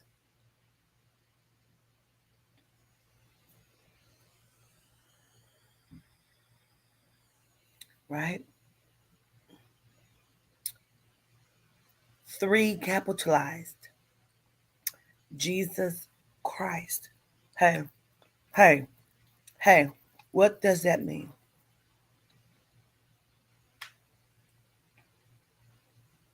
That means that entity, that name is a person, not a God, not a deity, a person that had authority given by what? He doesn't exist. What? Mm.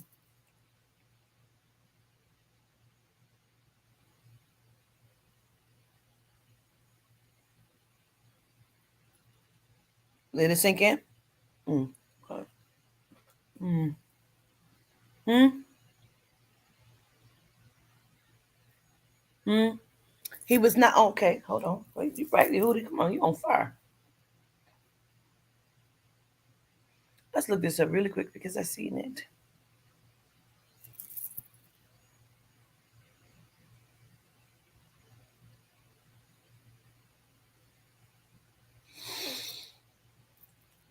Adonai, because we know that Adonai is the counterpart to Aphrodite.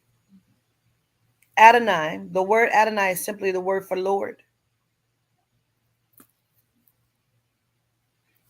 That means that Adonai was a spirit, a person with a soul at some point that was a covering for Adina, because that is Adonai's job in the spirit. Never mind that. Let's go on and do what I was going to do. Um, what was I? I didn't forget, Yehuda. What was I about to?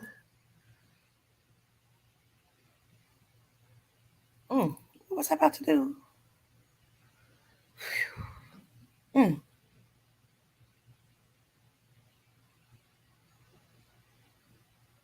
Sir, you came back for what?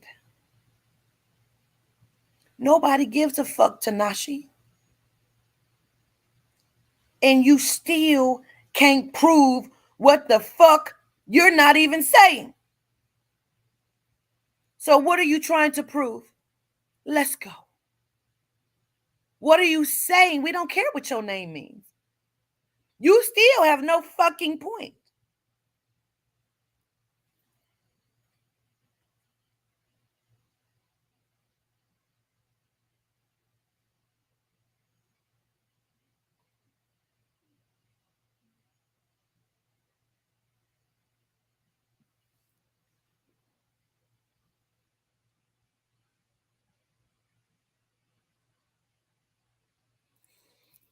Hmm.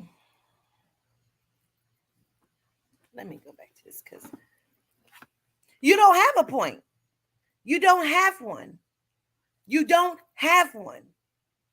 You're never going to come here and do a genome's bidding. You don't have a point. You don't have one.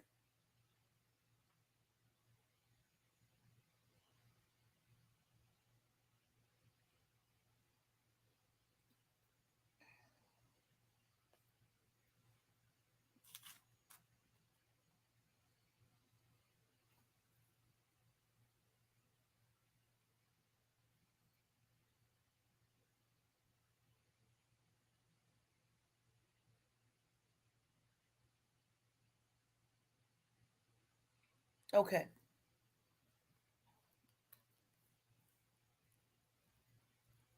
Okay. He came back because he needs to learn and be the fuck quiet because he doesn't have a point at all. Now, and the Lord stirred up the spirit of Zerubbabel and the son of Shealtiel, governor of Judah, and the spirit of Joshua the son of Josech, Josedek, the high priest, and the spirit of all the remnant of the people. And they came and did work in the house of the Lord. of hosts, their God. Now they've adopted the Lord of hosts, their God.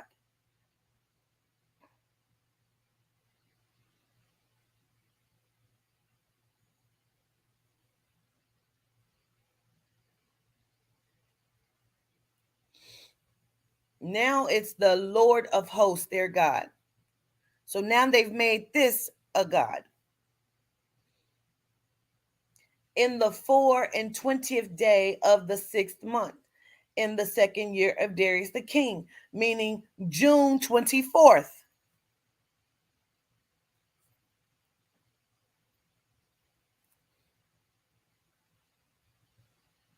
June 24th. In the 7th month, in the 1/12th day, the 1/20th day of the month. In the 7th month, that's July. In the 1/20th day of the month. What the fuck day is that? What day is that, Maya?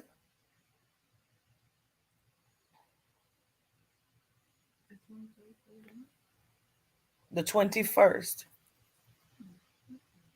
July 21st. It was a Thursday. Knock it off, Maya. Came the word of the Lord. Again, we're back to the Lord. Not right. July 21st.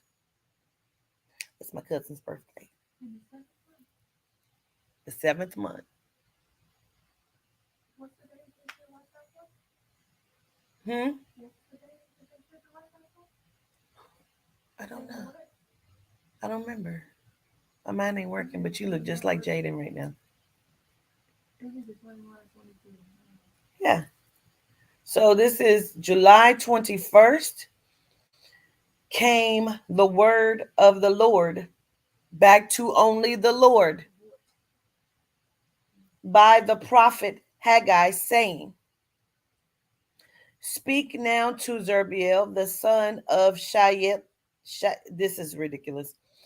Governor of Judah. Why do they keep being specific of that? And to Joshua, the son of Josedek, the high priest, and to the residue of the people, saying, Who is left among you that saw this house in her first glory? And how do ye see it now? Is it not in your eyes in comparison of it as nothing?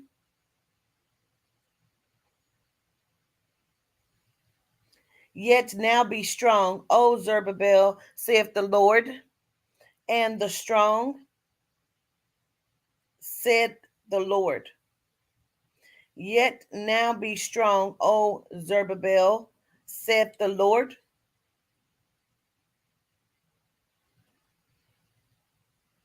Okay, we're just going to keep going. Don't worry about it. And be strong, O Joshua, son of Josedek, the high priest. And be strong, all ye people of the land, saith the Lord. Not the Lord of hosts, but okay, amen. And work, for I am with you. And work, for I am with you, said the Lord of hosts. Oh.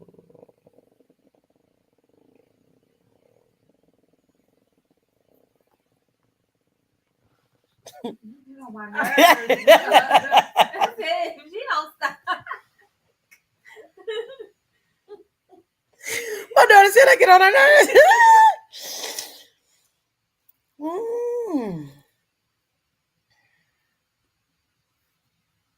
So he said, go on out there and work. I'm going to be with y'all. After he didn't talk this shit up here, remember? You have sown much, but bring in little. You out there working and you ain't brought shit in. You eat, but you don't even have enough. You drink, but yet you are not drunk and filled. You eat clothing, but there is nothing that's warm. But go out there and work for me and build me a house. Eh. According to the word that I covenanted with you when ye came out of Egypt. So my spirit remaineth among you, fear ye not. Hey, but if he was the Lord their God, wouldn't he be spirit?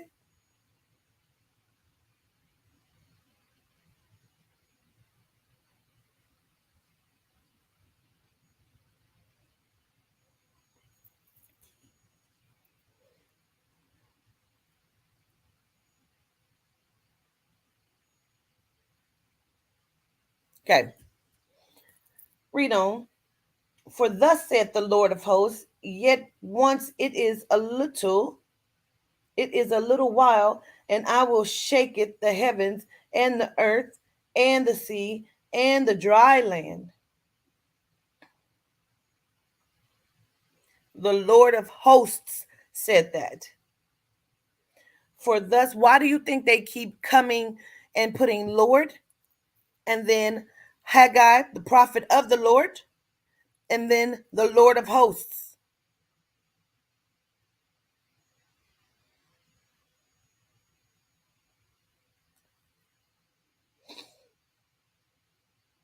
Yet once it is a little while, and I will shake the heavens and the earth and the sea and the dry land, and I will shake all nations, and the desire of all nations shall come, and I will fill this house with glory, said the Lord of hosts.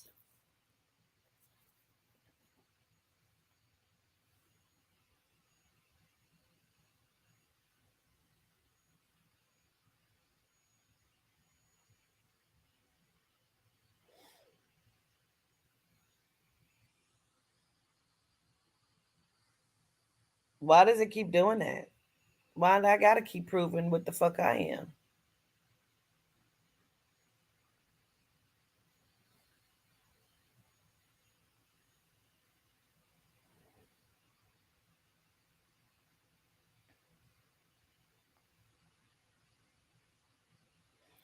Okay. I went to host again, heavenly host. Heavenly host referred to the army of angels mentioned in the Hebrew and Christian Bibles, as well as other Jewish and Christian texts. The Bible gives several descriptions of angels in military terms, such as their encampment, command structure, and combat. Okay. What is the meaning of Lord of hosts? Again, Jehovah or God. Okay.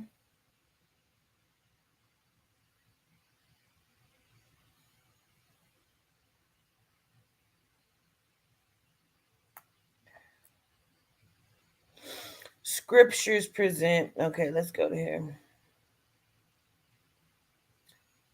I wanted to know what is the definition that they have of God.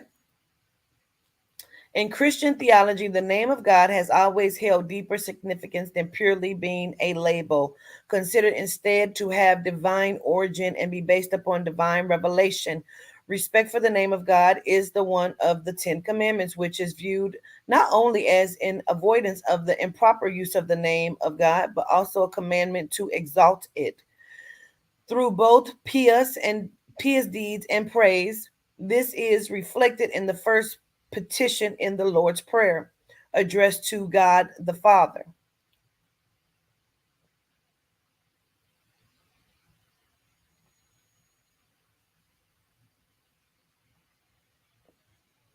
What is God called in the original Bible? Yahweh. Yahweh in the Bible's commonest name for God. Besides occurring by itself, Yahweh also appears as the first element of two important compound names, Yahweh Elohim, usually translated as the Lord God. Lord means what? A person. And God means one that is exalted.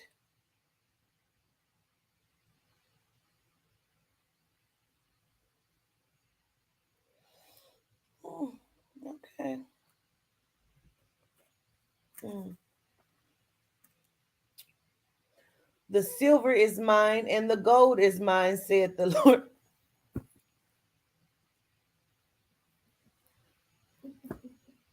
Wait, this motherfucker said, get your ass out there and work. And by the way, everything you work for belongs to me. Don't worry, my spirit will be out there with you.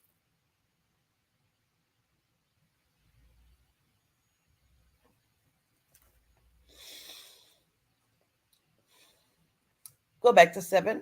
And I will shake all nations, and the desire of all nations shall come. The desire of all nations shall come. And I will fill this house with glory, saith the Lord of hosts. That's like some pimp shit. The silver is mine and the gold is mine, saith the Lord of hosts. Pimp shit. The glory of this latter house shall be greater than the former, said the Lord of hosts.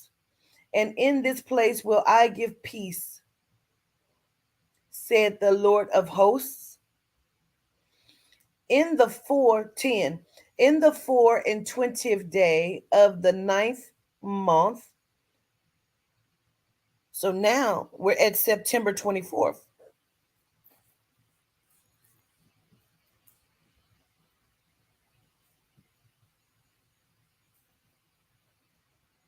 September 24th.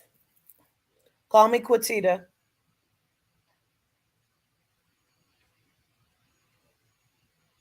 In the 9th month, in the 2nd year of Darius, came the word of the Lord. No longer the Lord of hosts. We're back to the Lord by Haggai the prophet, saying, this word is only from the Lord via the prophet. Thus said the Lord of hosts, ask now the priests concerning the law, saying, if one bear holy flesh in the skirt of his garment, and with his skirt do touch bread, or pottage, or wine, or oil, or any meat, shall it be holy? And the priest answered and said, no. Then said Haggai, if one that is unclean by a dead body touch any of these, shall it be unclean? And the priest answered and said, it shall be unclean. So let's read this again, shall we? If one bear holy flesh in the skirt of his garment.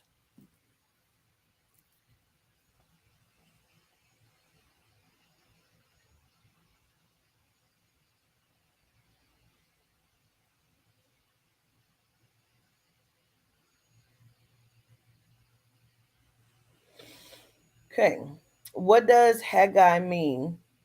If one bear only flesh in the skirt of his garment, and with his skirt do touch bread, or pottage, or wine, or oil, or any food, shall it become holy? And the priest answered and said, no. Okay. If this is the Bible in basic English, if anyone has some holy flesh folded in the skirt of his robe, will bread or soup or wine or oil, any other food be made holy if touched by his skirt? And the priest answered, saying, no. Common English. If someone lifts holy meat into, is we talking about dick? What are we talking about? Stop. If someone lifts holy meat into the hem of one's garment, and that hem touches bread, stew, wine, oil, or any kind of food, will it be made holy? And the priest responded, no.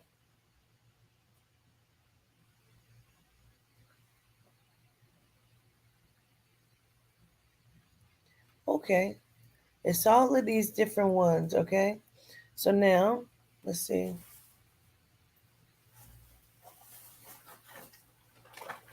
What is holy flesh in the Bible? In the Hebrew Bible, the way of all flesh is a religious phrase. You leaving, Pumpkin? All right, I love you. I see you later. All right, call me. Okay. In the Hebrew Bible, the way of the flesh is a religious phrase in the original sense meant death, the fate of all living things. What?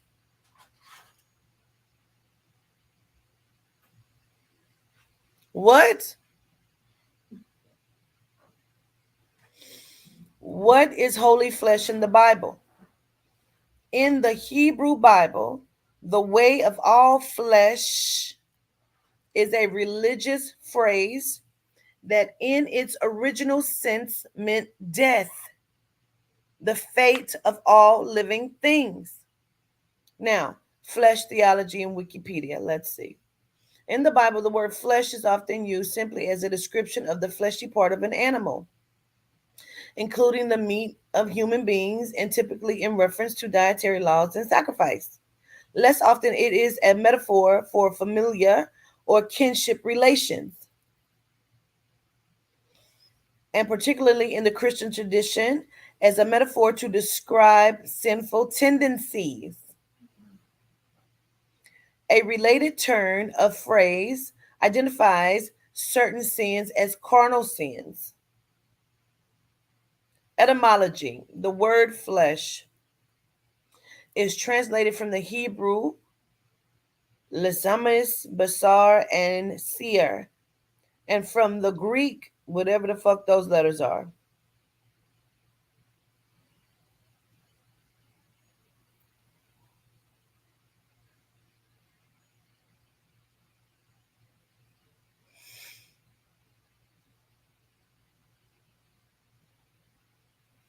Right. Therefore, holy flesh is cursed flesh, dead skin, foreskin. I just got my Bible. Where are we? We are in Haggai chapter 2, verse 12.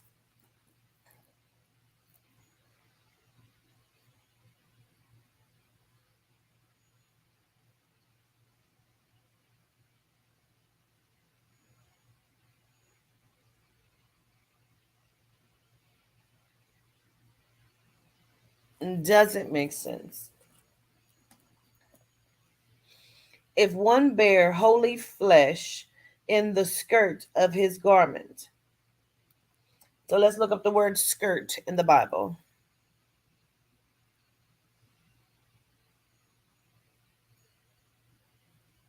Because they always want you to go get a concordance.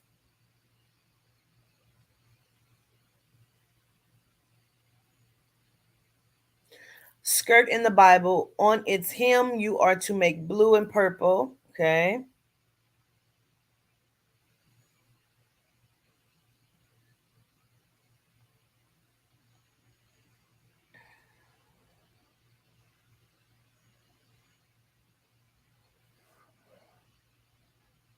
So we are all in agreement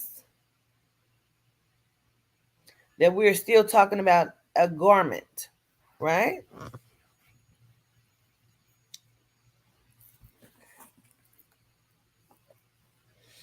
If one bear holy flesh in the skirt of his garment, and with his skirt do touch bread. So they were wearing skirts.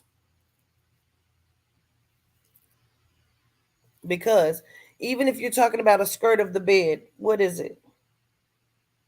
But then they start calling it a kilt. But a skirt is a skirt.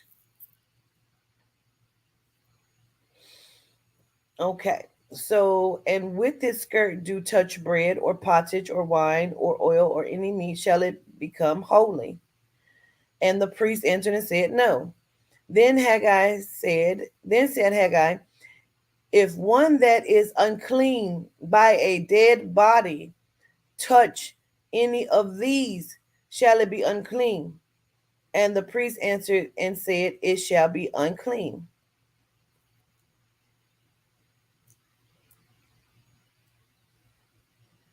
What the fuck? What is the fuck? Okay. Then answered Haggai and said, so is this the people, and so is this the nation before me, saith the Lord.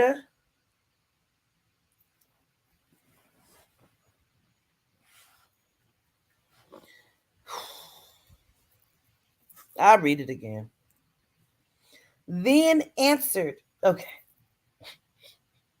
Wait, y'all, listen. And the priest answered and said, "It shall be," because who's the priest? I'm assuming the priest is, what's that boy, Jesedek, the high priest?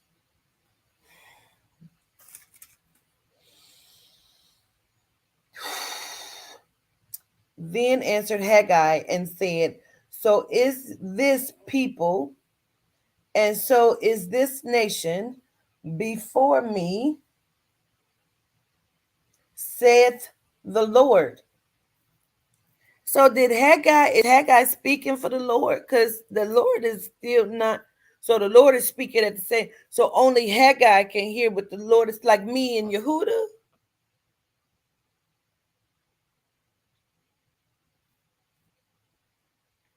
Tweaker, tweaker.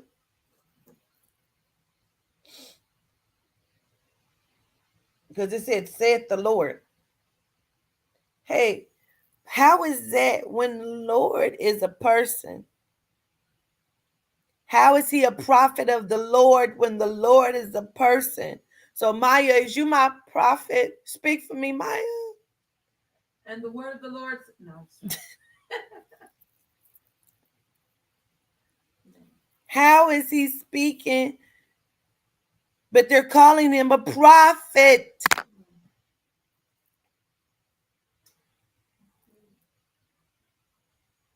My grandma used to say, "You are not going to pour pee in my face and make me think it's rain."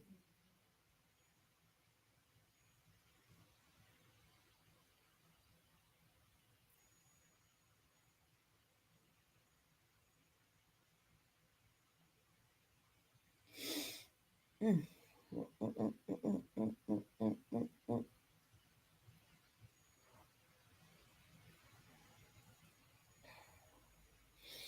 Prophet, even if we go into the Bible, the definition, one who utters divinely inspired revelation, such as, often capitalized, the writer of one prophetic books of the Bible. Let's go to the definition in the Merriam Dictionary.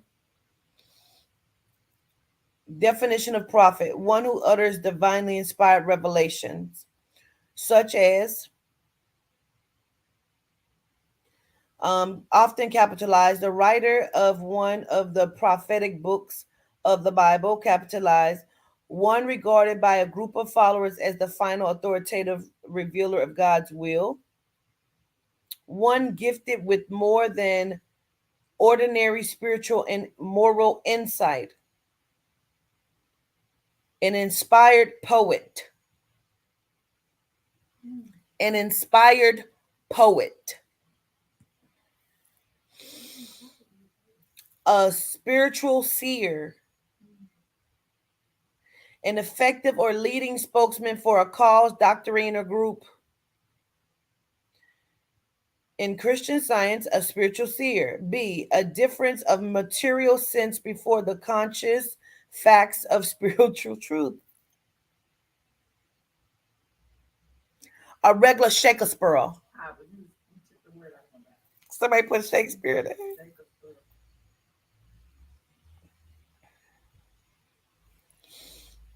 A prophet. Bible dictionaries. Easton's Bible Dictionary, prophet. This Hebrew word is the first and the most generally used for a prophet. In the time of Samuel, another word, roet, seer, began to use. It occurs 7 times. Okay. A prophet is a messenger of God.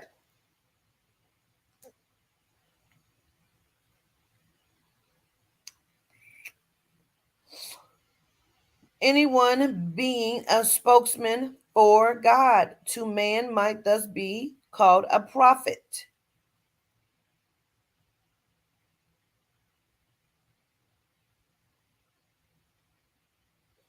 Okay. Okay. Are we all up to speed? So now I pray you consider from this day and upward, from from before a stone was laid upon a stone in the temple of the Lord. Since those days were when one came to a heap of 20 measures, there were but then 10 when one came to the press fat for to draw out 50 vessels out of the press, there were but 20. What? I smote you with the blastings and with mildew and with hail and all the labors of your hands, yet ye turn not to me, saith the Lord. Wait, wait. Who the fuck is talking? Shakespeare?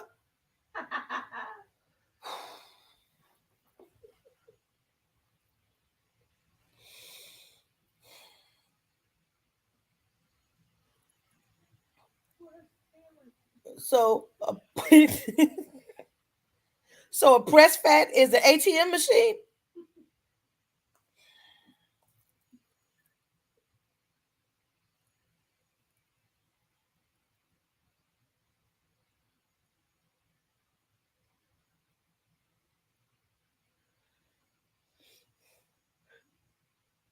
What's that man's name?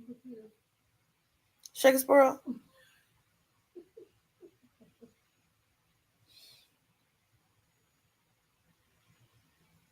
They don't even know. They don't even know.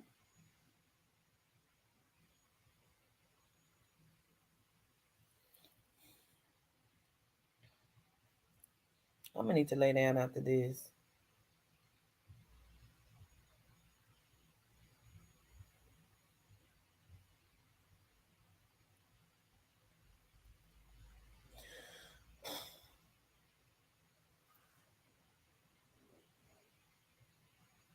Let me just go to this one. A press fat, a wine fat. What the fuck are they talking about?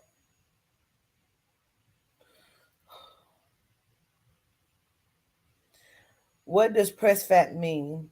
Brewing, obsolete, a wine vat. We talking about liquor and alcohol?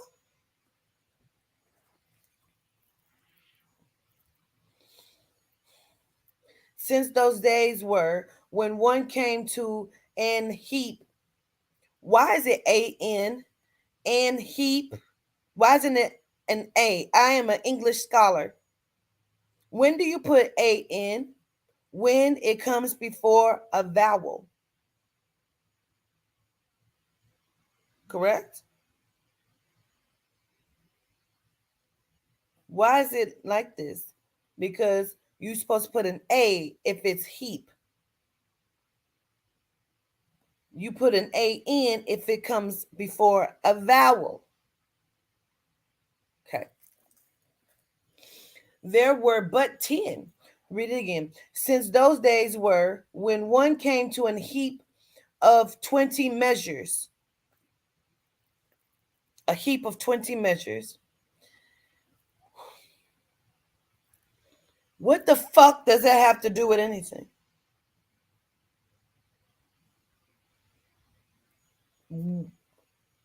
One fish, two fish, red fish, fucking blue fish. There were but 10. So you came over here to get 20 measures of liquor, but it wasn't nothing but 10. That's what we're talking about?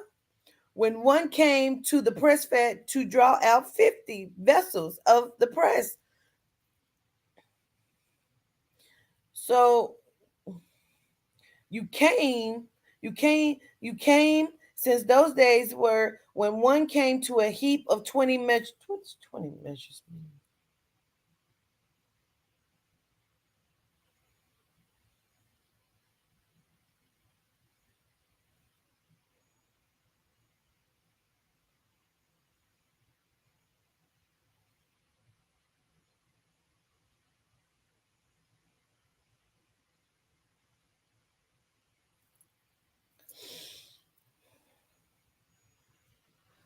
New International Version. When anyone came to a heap of 20 measures, there were only 10. When anyone went to a wine vat to draw 50 measures, there were only 20. New Living Translation. When you hoped for a 20 bushel crop, you harvested only 10. When you expected to draw 50 gallons from the wine press, you only found 20. So when you came, since those days were when one came to 20 bushels of crop, there were only 10. But when you came to go get you some wine, of 50, but it was only 20 there. I smote you with blasting and with mildew and with wait. Well, but you judge me, bitch? But you judge me, bitch? Did you hear what the fuck just happened? Stop. The Lord and Haggai, speaking for the Lord, said, hey, bitch, when you went over there, it's pimp shit. Pimp shit. Pimp shit. So when you went over there and you got my motherfucking weed, I sent you over there to go get 20 ounces of my motherfucking weed, and you telling me it was number 10 in the motherfucking house? So then I also told you to get 50 measures of my motherfucking liquor, bitch, and you telling me it's number 20? Pimp shit. Bitch, how about I smote you, bitch? I'm gonna kill you with blasting and mildew, bitch, and hail in all the labors of your hands. Yet ye turn not to me, saith the Lord.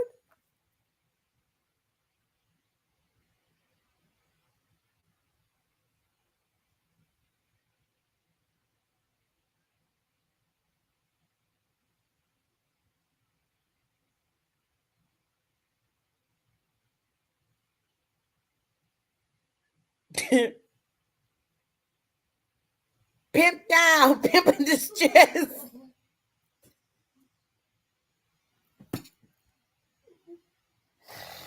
Pimp down, pimp in distress. I'ma stop your money till I get my shit. Wow. But you didn't come to me. You didn't tell me these niggas had ran up in there and stole my shit. Consider now from this day and upward, from the 4 and 20th. This is some pimp shit. This is a good story. This is true to the game.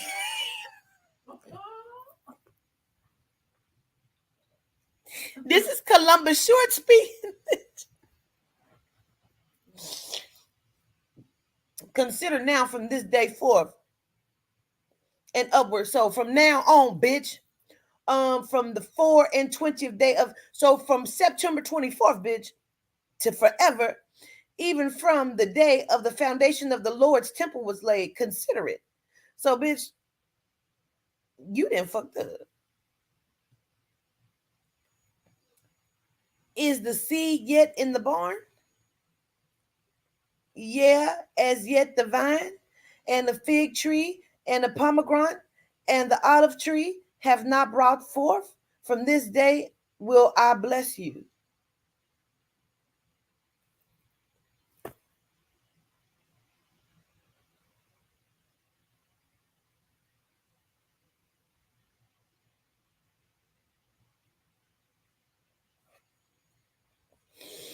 Basically, nothing grew, bitch, and nothing ever will, bitch.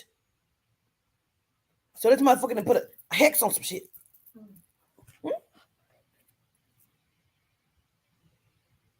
He is using magic to stop everything because they done fucked up the church's money. And again, the word of the Lord came unto Haggai. Haggai is hitting these niggas with some pimp shit, bitch. Listen, we is talking about Ghost and Tommy, bitch. Moving that product. Where's my money, bitch? Where's my fucking money? Oh, yeah? Well, how about, bitch, you never buy, sell anything again? Because the Lord said, what you say, Lord? The Lord said, see, the Lord is whispering.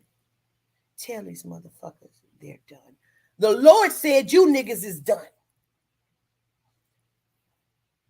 Tell these niggas I want my money. Lord said he want his fucking money. Tell these niggas nothing is gonna grow on their motherfucking land until I get my motherfucking money. The Lord said, the cartel back in the day, bitch.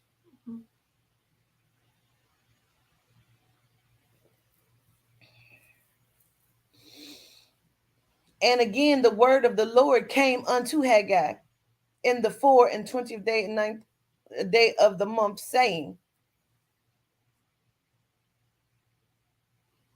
Haggai with the eye. So either the Lord is telling him some pimp shit, or Haggai's over here conning like a motherfucker. The Lord said,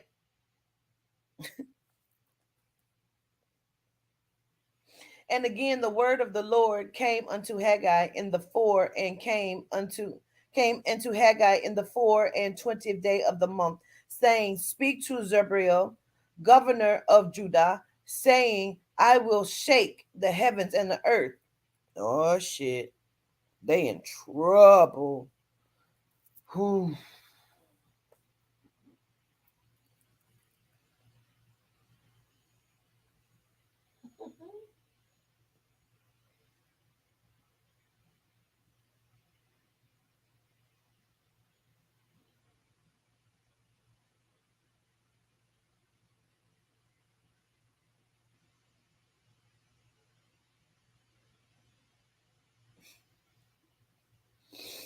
Okay.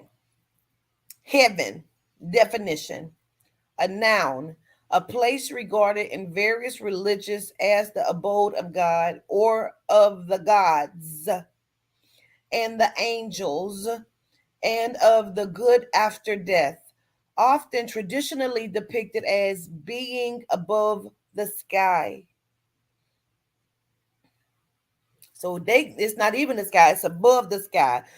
Up in the upper room. So they about to shake the upper room? Okay. Number 2, literary, the sky, especially perceived as a vault in which the sun, moon, stars, and planets are situated. All right, let's go to the true meaning of heaven, shall we? 1, the expanse of space that seems to be over the earth like a dome.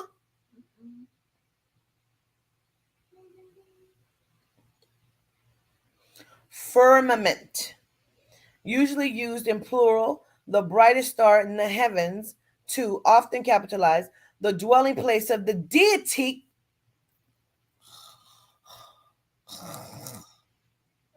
The dwelling place of the deity. Hey, why do they keep telling you the word deity is bad? And the blessed dead, okay, read that again. The dwelling place of the deity and the blessed dead hopes to go to heaven when she dies. Oh, now it's a she. So only the she's can hope to go to heaven when she dies. A spiritual state of everlasting communion with God. That's a whole bunch of different shit. Hey, that's a whole bunch of different shit. It's a whole bunch of different shit. Hey, it's a whole bunch of different shit. Okay. Heaven, definition of heaven by the Merriam-Webster. The expanse of space that seems to be over the earth like a dome. Firmament. Can you Google firmament for me real quick? My children go where I send thee. Firmament. Firmament. The heavens. The heavens. Or the sky. The sky. Especially Especially when regarded when regarding as a tangible thing. as a tangible thing. Number two, a sphere A sphere, or world view a world viewed as a collection of people. as a collection of people.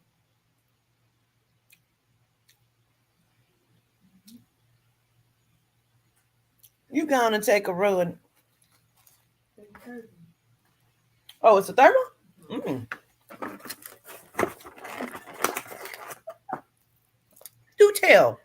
In biblical cosmology, In biblical cosmology, the firmament the firmament is the vast is the vast, solid dome solid dome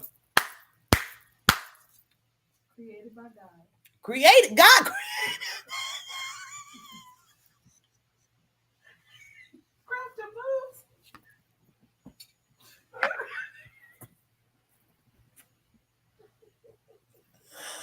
Oh.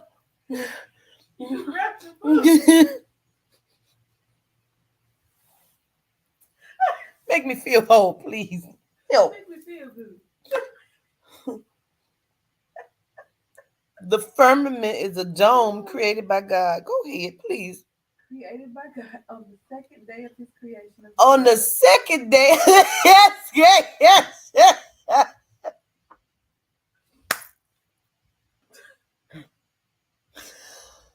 Okay, go ahead, Maya. On the second day of His creation of the world to divide the primal. Did y'all just see a face? Wait, on this side. Did y'all just see that face? It was a whole face right here. Go ahead, Maya. On the second day of His creation of the world to divide the primal sea into upper and lower portions so that the dry land could appear.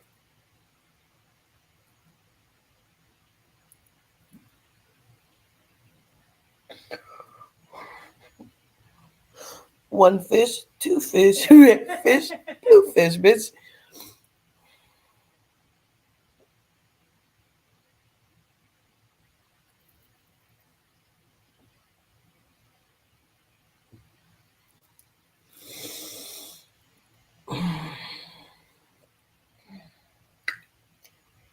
Okay. Heaven, the dwelling place of the deity and the blessed dead. The dwelling place of the deity. The other one is said of God and gods. This says the deity and the blessed dead. A spiritual state of everlasting communion with God. Knick knack, paddywhack, give a dog a bone. Okay.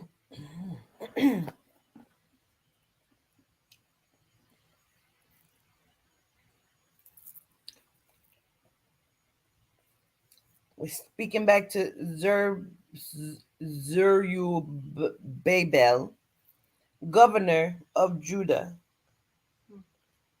The governor of Yehuda? Okay. Okay.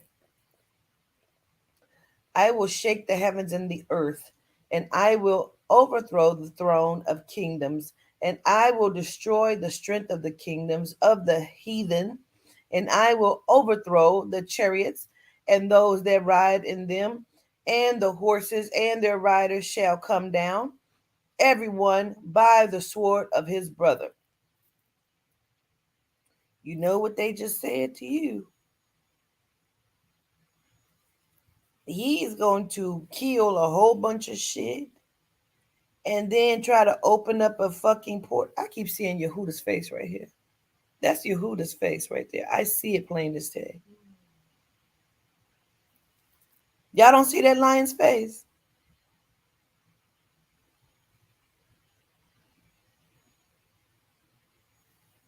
There's the whole lion's face right here.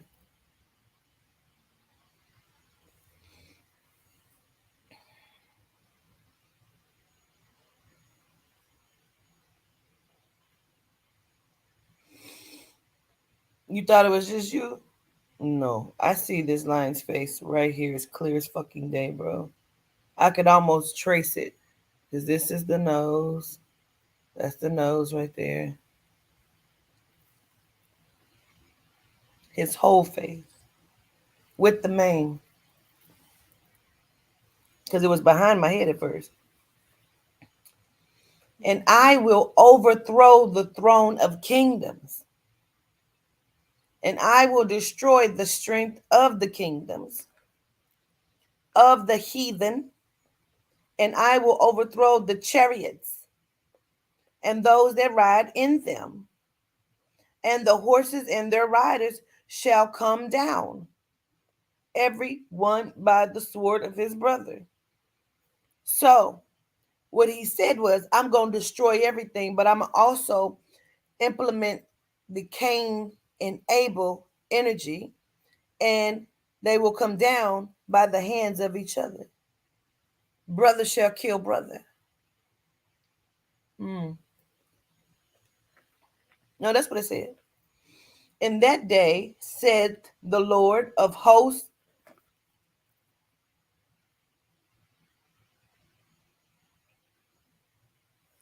hey, hey, it said, um, right here, um, in 2 and 20, um, and again the word of the Lord came unto Haggai. Hey, and then down here in 23, it said, in that day, said the Lord of hosts, will I take thee, O Zerubbabel, my servant, the son of Shealtiel, said the Lord, and will make thee as a signet, for I have chosen thee, said the Lord of hosts.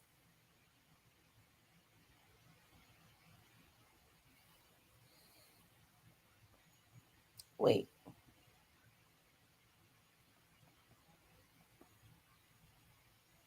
So Haggai said all this.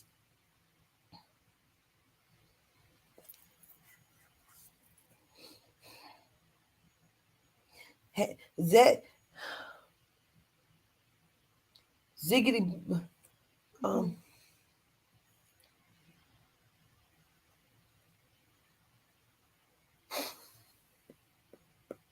so he's going to do all of this. In that day, said the Lord of hosts. So the Lord of hosts has now stepped in this talking. Because the Lord is whispering to Haggai. Haggai is delivering a message like a pimp.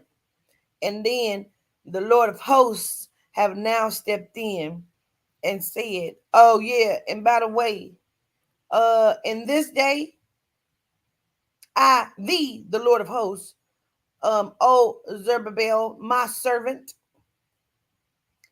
He's the servant? I thought he was the governor. The son of Shealtiel, saith the Lord, and will make thee as a signet. Let's look what signet is.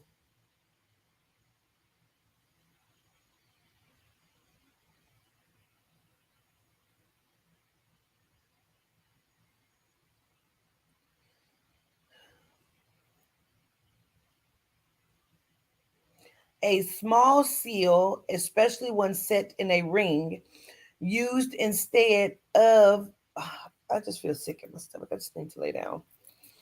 Used instead of or with a signature to give authentication to an official document.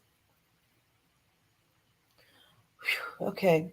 Again, what does the signet mean? A seal. A seal used officially to give personal authority to a document in lieu of a signature. The impression in that day, said the Lord of hosts, I will take thee, O Zerubbabel, my servant, the son of Shealtiel, said the Lord, and I will make thee as a signet. A seal? He's going to make him a seal. For I have chosen thee, said the Lord of hosts. That's it? That's a cliffhanger, bitch. Zechariah.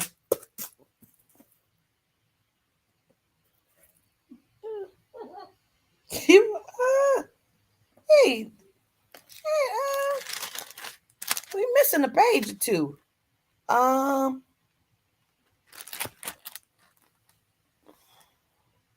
That's a cliffhanger. Yehuda. Yehuda. That's a cliffhanger.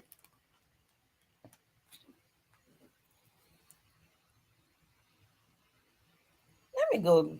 Maybe we missed something. Let me go back to the Merriam Dictionary of a seal. The impression made by or as if by a signet, a small intelligible seal, a stamp, seal used officially. I will make you a signet, for I have chosen thee, saith the Lord of hosts.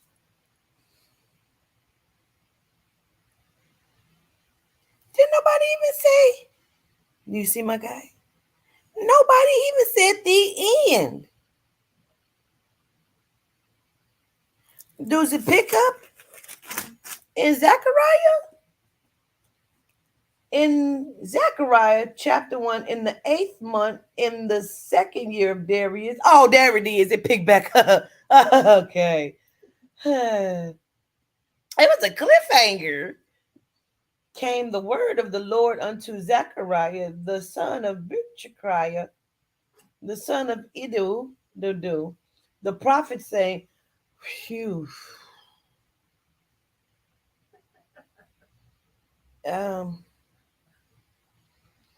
Oh.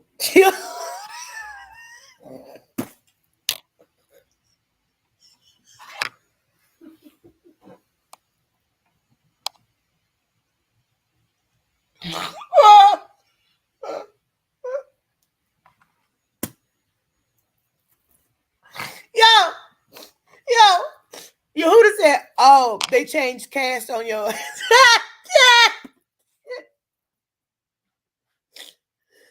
the part of Haggai will now be played by Zechariah.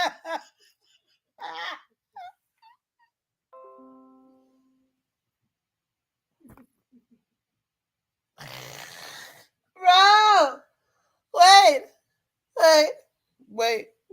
wait.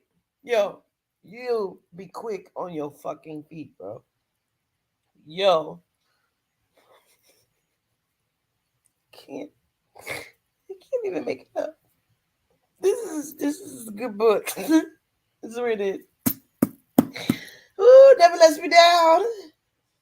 Yo, Yehuda said, "Oh, they changed cast on you." You said that part of Haggai's now being played by Zechariah.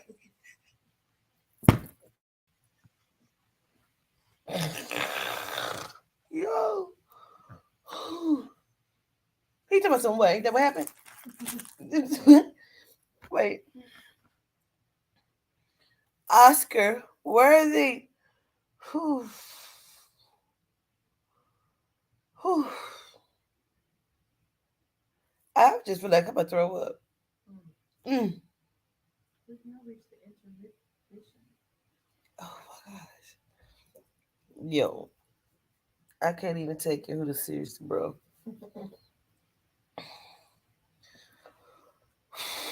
Let's just see what chapter 1 is talking about.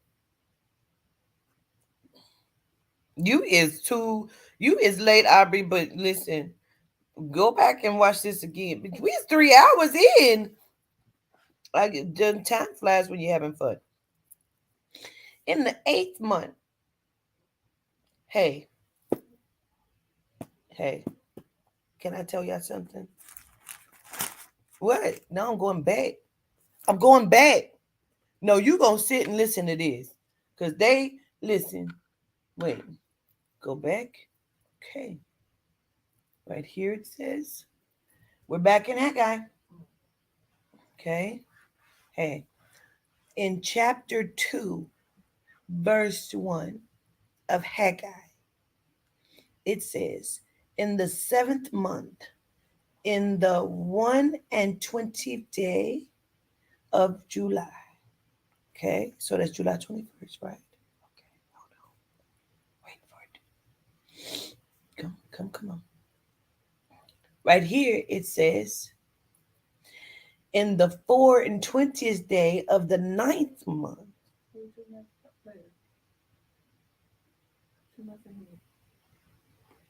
It went from July to September. September 24th. Because September is the ninth month, is it not?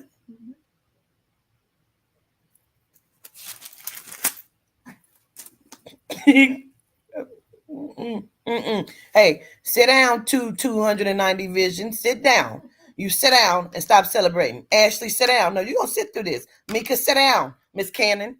Um,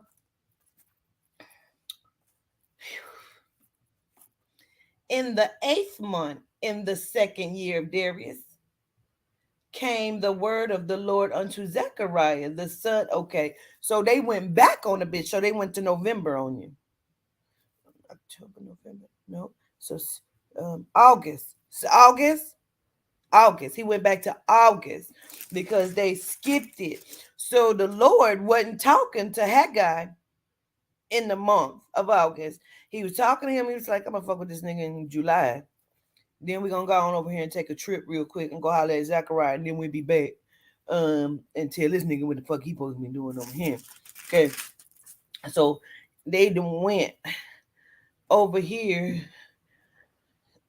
to Zechariah in August. So in the 8th month, in the 2nd year of Darius, came the word of the Lord unto Zechariah, the son of Berchiah, the son of Iddu, the prophet, saying, the Lord hath been sore displeased with your fathers. So he just on pimp shit everywhere. Like, I ain't pleased with you niggas. That's what he said. Therefore say thou unto them, thus saith the Lord of hosts. We're back to the Lord of hosts. So these niggas is traveling in packs.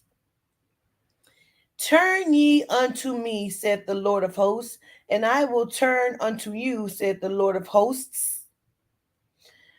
Be ye not as your fathers, unto whom the former prophets have cried, saying, thus saith the Lord of hosts, turn ye now from your evil ways, and turn your evil doings, and from your evil doings. But they did not hear nor hearken unto me, saith the Lord. The Lord, not the Lord of hosts. This is just the Lord right here. The Lord of hosts stopped talking before 4 started. Therefore say thou unto them, thus saith the Lord of hosts, turn ye unto me, said the Lord of hosts, and I will turn unto you, said the Lord of hosts. 4, be ye not as your fathers. So somebody else is talking, another Lord is talking, from whom the former prophets have cried, saying, thus saith the Lord of hosts, turn ye now from your evil ways and from your evil doings. But ye did not hear nor hearken unto me, said the Lord. Your fathers, where are they? And the prophets, do they live forever? Those are 2 separate words, for and ever.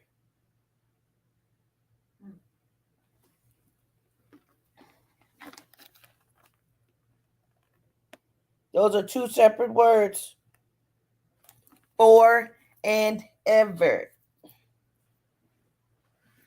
But my words and my statutes, which I command my servants, the prophets.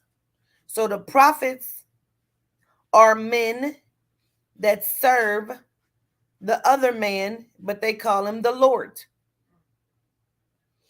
Did they not take hold of your fathers? And they returned and said, like as the Lord of hosts thought to do unto us. I'll read that again. But my words and my statutes, meaning my policies. But my words and my policies, which I command my servants, the prophets, did they not take hold of your fathers? And they returned and said, like as the Lord of hosts thought to do unto us, according to our ways. See, the Lord and the Lord of hosts are different. And according to our doing, so hath he dealt with us, has the Lord of hosts dealt with us. Upon the 24th day of the 11th month. Now the fuck we is in November 24th.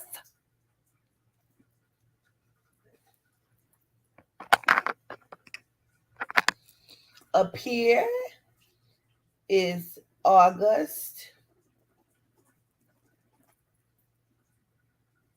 This is August. It don't even give you a date. It just says in the 8th month in the 2nd year.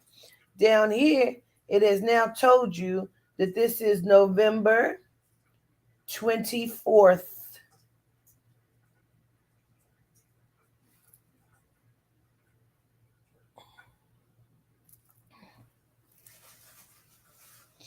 Upon the 4th and 20th day of the 11th month, which is the month Sabat.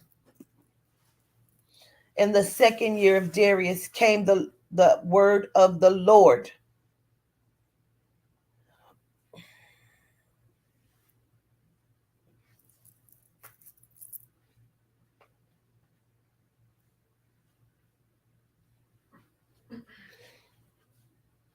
A Shabbat is also a Shivat.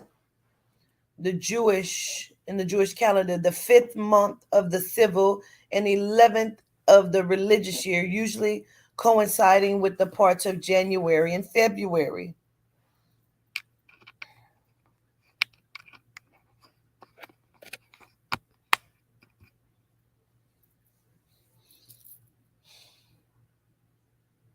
Which is the month of the Sabbat. The Sabbat, the 5th month of the civil and the 11th of the religious year. Usually coinciding with parts of January and February. No, it don't. It do not.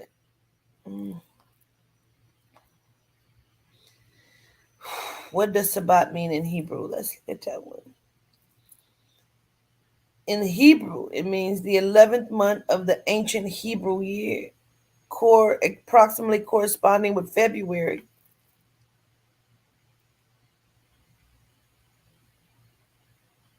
So Jones said, look at your calendar.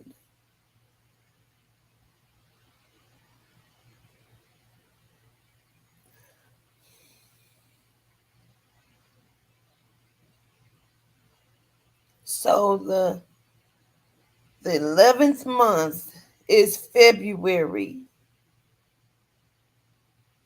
not November.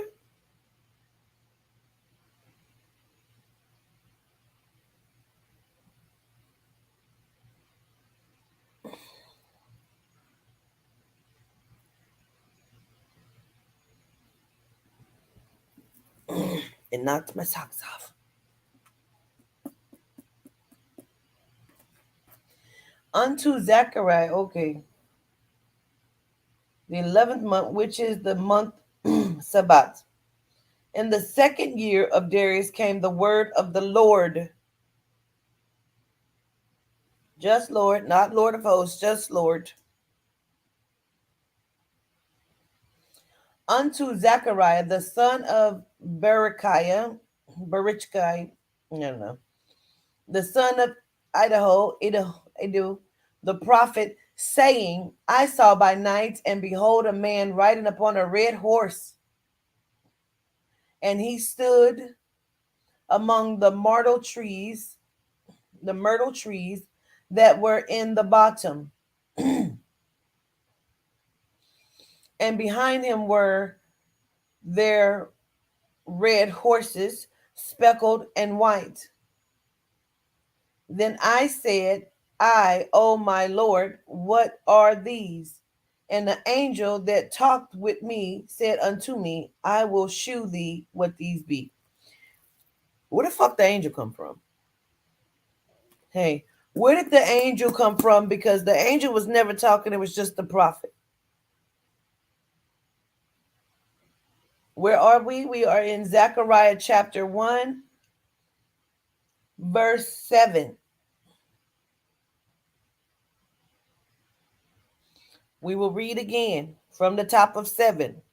Upon the 24th day of the 11th month, which is the month of Sabbath. We've just found out that the 11th month is not November, but February. Excuse me. In the second year of Darius came the word of the Lord, not the Lord of hosts, just the Lord, unto Zechariah,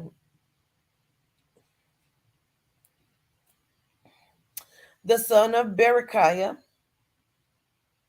the son of Edu the prophet, saying, so this came the word of the Lord unto Zechariah and the son of Edu the prophet, saying, I saw by night, and behold, a man riding upon a red horse, and he stood among the myrtle trees that were in the bottom. We don't know where the bottom is. And behind him were there red horses, speckled and white. Then said I, O my Lord, what are these? And the angel that talketh with me said unto thee, so the word of the Lord must have come by the angel. They never said, but we'll take it. That talketh with me said unto me, I will shew thee what these be. And the man that stood among the myrtle trees answered and said, these are they whom the Lord hath sent to walk to and fro through the earth.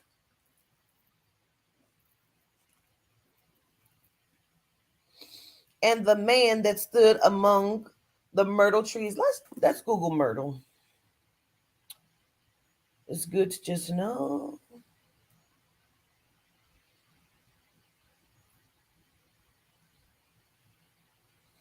Myrtle, an evergreen shrub which has glossy aromatic foliage and white flowers, followed by purple, black, oval berries.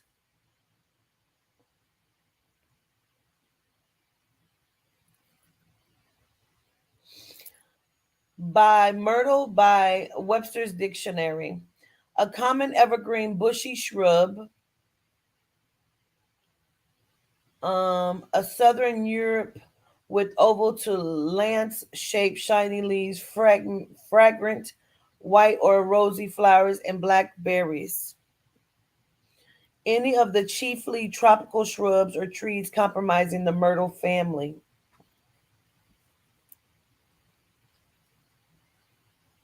And the man that stood among the myrtle trees answered and said, these are they whom the Lord hath sent to walk to and fro through the earth. And they answered the angel of the Lord that stood among the myrtle trees and said, we have walked to and fro through the earth, and behold, all of the earth sitteth still and is at rest.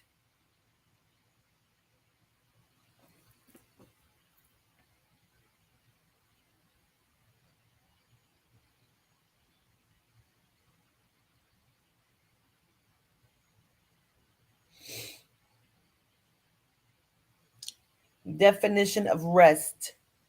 Cease work or movement in order to relax, refresh oneself, or recover strength. 2. Be placed or supported as so as to stay in a specific position. 3. Or noun. 1. An instance or period of relaxing or ceasing to engage in strenuous or stressful activity. 2. An interval of silence of a specific duration. An interval of silence of a specific duration.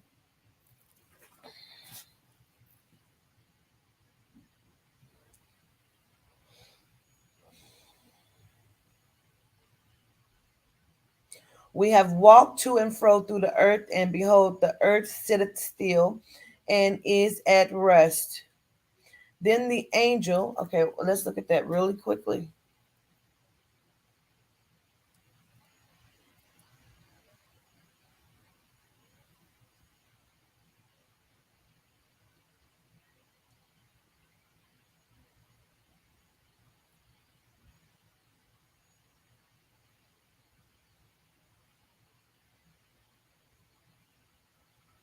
Darius the first, um, 550 through 486 BCE, 522 through 486 BCE.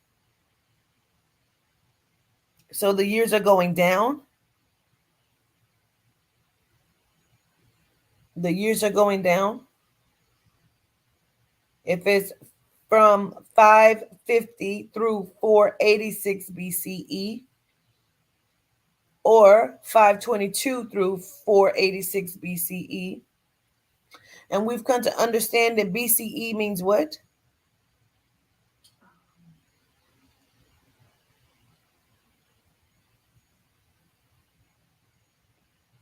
It means before common era. Before Common Era. Also known, Darius the First, his term of reign, also known as Darius the Great, was the third Persian king of the Achaemenid Empire. His reign lasted 36 years, from 522 to 486 BCE. How is it going down? During this time, the Persian Empire reached its peak.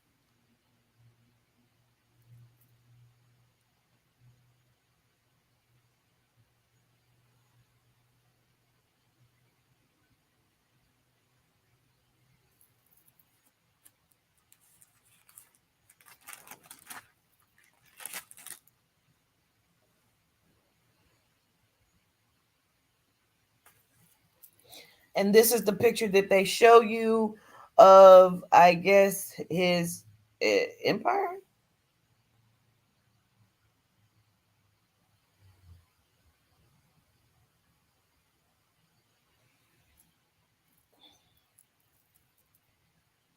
Just hold on.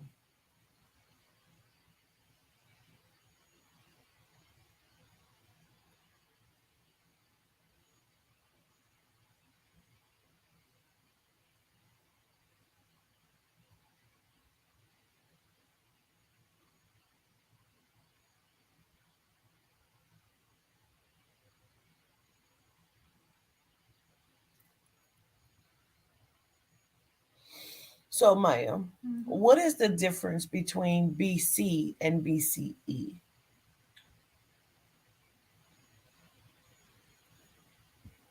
BCE, before common era. BC is before Christ.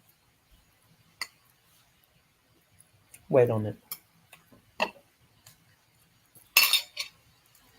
Now,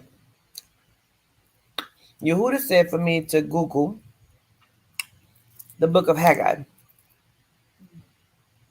The book of Haggai is a book of the Hebrew Bible or Tanakh and is the third to last of the minor prophets. Let's keep that in mind, shall we?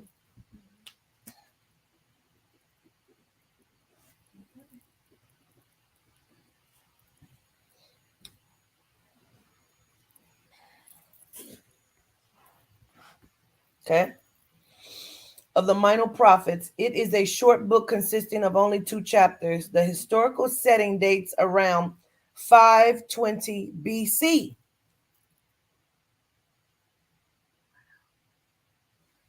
Before the temple had been rebuilt. So now, what is the difference between, because see, Darius reigned in BCE.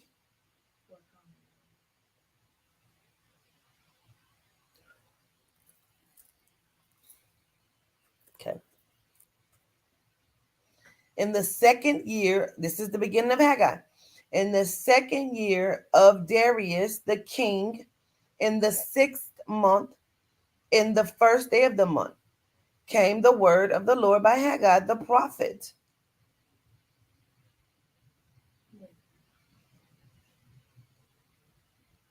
unto Zerubbabel, the son of Shealtiel, governor of Judah. Now, I paid this attention. At some point, Zerubbabel, they forgot the script because Zerubbabel was the son of Shealtiel, the governor of Judah. That's what that said, ain't it? Okay, let's go back here, please. I found an article that said BCE and BC mean the same thing. So BC and BCE means the same thing. Then why list it that way? But it's confusing too because it says this is equivalent to the same year, like same as year 1 AD, which is after that, or and those are the years of the Lord. Wait a minute. Hold on. We gonna say that one more time. Wait a minute. Wait. I had to come back over here and make sure what the fuck I was seeing because I was peeping something. I think.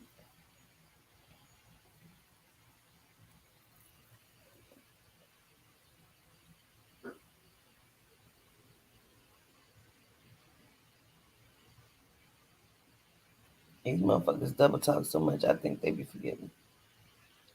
That's what I thought. That's what I thought. That's what I thought. I'm not stupid, bitch. No. No. Mm-mm. They forgot. They forgot the script. Listen, Haggai chapter 2, verse 21. Let's go to 21st. And again, the word of the Lord came unto Haggai in the 24th day of the month, saying, speak to Zerubbabel, governor of Judah. But he's not the governor of Judah. His father is. When did he become that? Because see, he's been this whole time. We're only a few months in.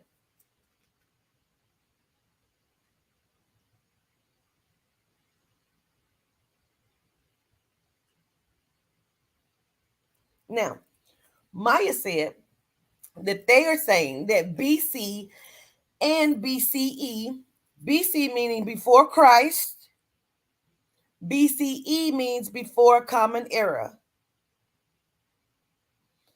which both equal to year 1, Common era. CE. But But this is the same as the year AD. but this is the same as the year 1 AD. AD, meaning after death. How?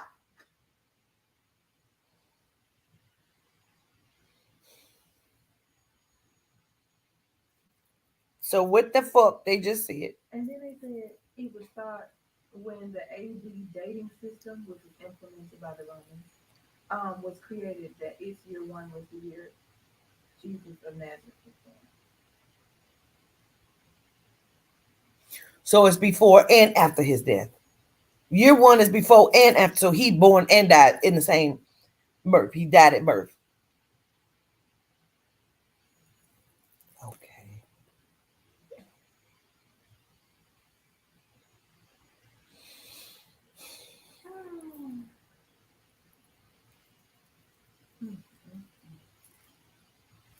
They didn't forget the script.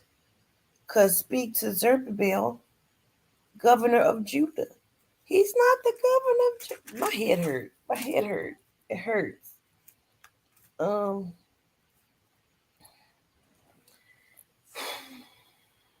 Okay.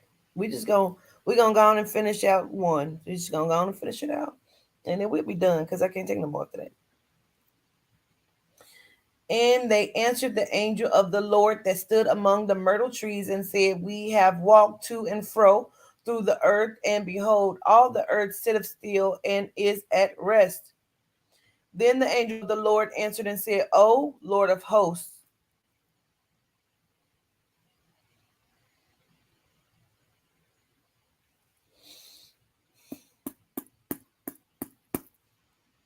Then the angel of the Lord answered and said,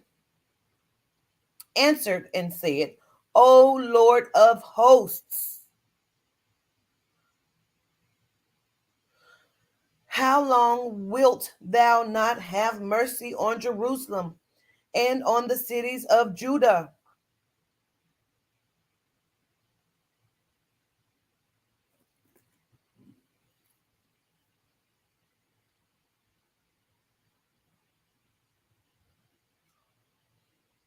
What?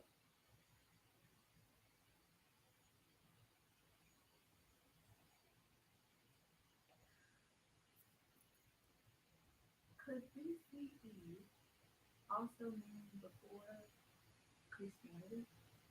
Before Christianity could. That's the common era. Because it should have been introduced when the BC character came into play. But how if he died and if he was born anytime? I feel like they were just trying to throw it in somewhere just to say that it had history. I'm about to fuck y'all up. Because then he told me to Google Jerusalem. Jerusalem is a city in Western Asia situated on a plateau in the Judean mountains between the Mediterranean and the Dead Sea. It is one of the oldest cities in the world. The oldest cities in the world. And is considered holy for the three major Abrahamic religions: Judaism, Christianity, and Islam. Now, it also says it is the capital of Israel, founded 3000 BC.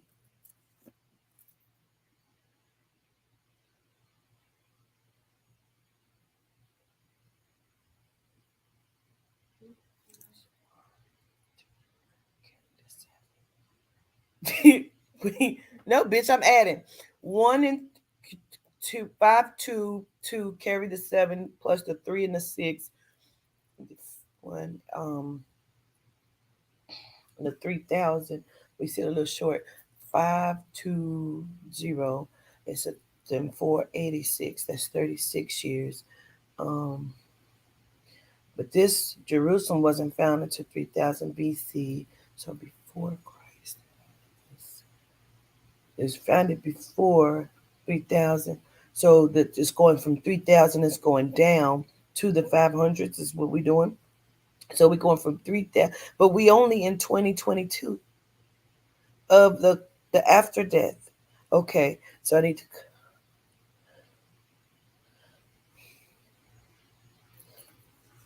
wait a minute. Wait, I need to understand it better.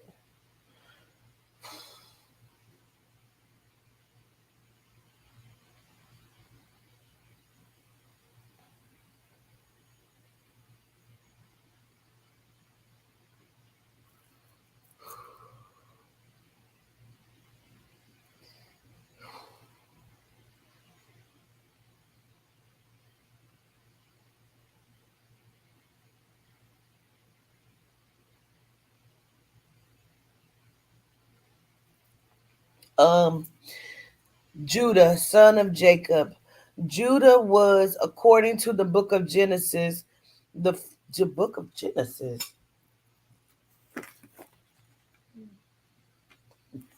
Mm. According to the book of Genesis. Uh, there's Jacob. Jacob is supposed to be the father. Um, okay. According to the book of Genesis, the fourth of the 6 sons of Jacob. Isaac, father, answered the Jacob, Rebecca, Jacob, her younger son, and said to him, behold, the bread touching thee. Wait, what the fuck did I just read? Hold the fuck up. Wait.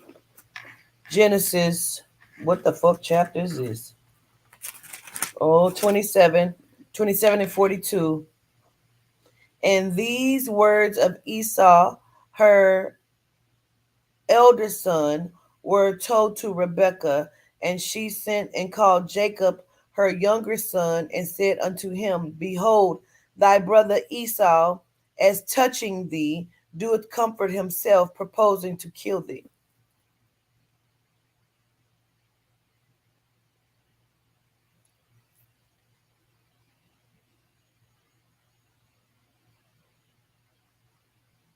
And we talking about molestation? Is we talking about molestation? Wait, wait. Touching thee, as touching thee, doeth comfort himself. Wait, wait. And and these words of Esau, her elder son, were told to Rebekah, and she sent and called Jacob, her younger son, and said unto him, Behold, thy brother Esau, which is the older son, as touching thee, doeth comfort himself, purposing to kill thee. Now, therefore, my son, obey my voice and arise. Flee thou to Laban, my brother, to Haran.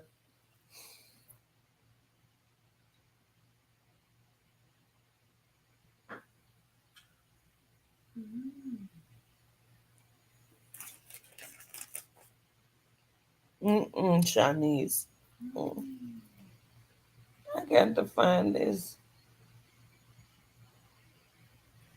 You remember when I was telling you that I was reading like some research that said that the Gentile era only existed like 6,000 years ago?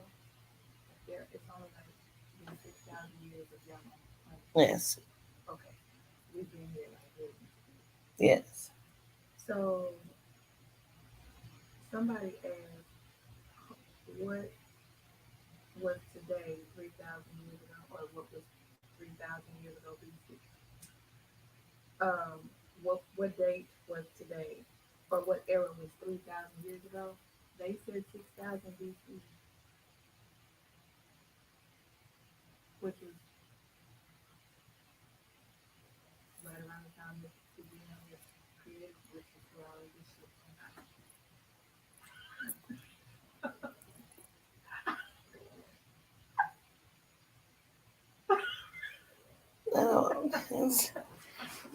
Then the nucleus, because the nucleus is the beginning, it's the old of the I don't know.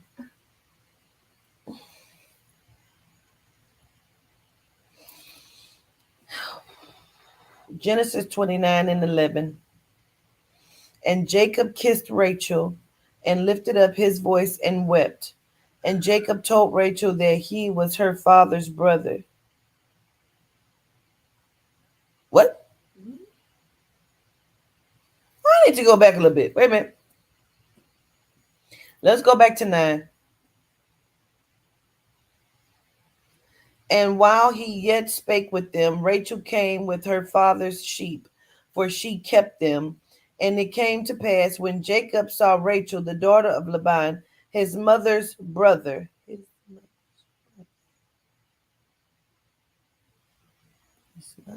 So his uncle. Laban is his uncle. And the sheep of Laban, his daughter's brother. And the sheep of Laban, his mother's brother. And the sheep. What? Wait.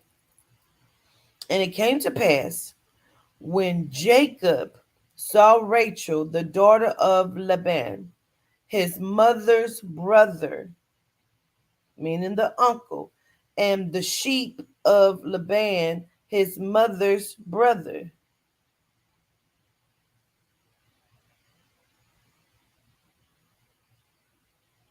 Okay. Uh,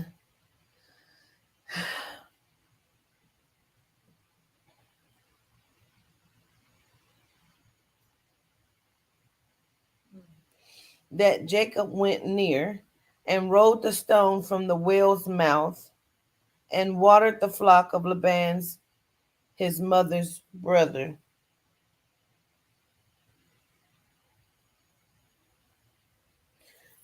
So his mother's brother's a fucking sheep?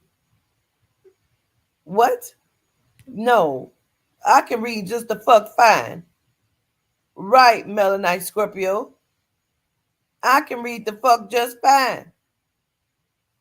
And this said, Rachel, the daughter of Laban, his mother's brother. So they fucking sheeps? What are we saying here? Mother's brother and the sheep of Laban, his mother's brother.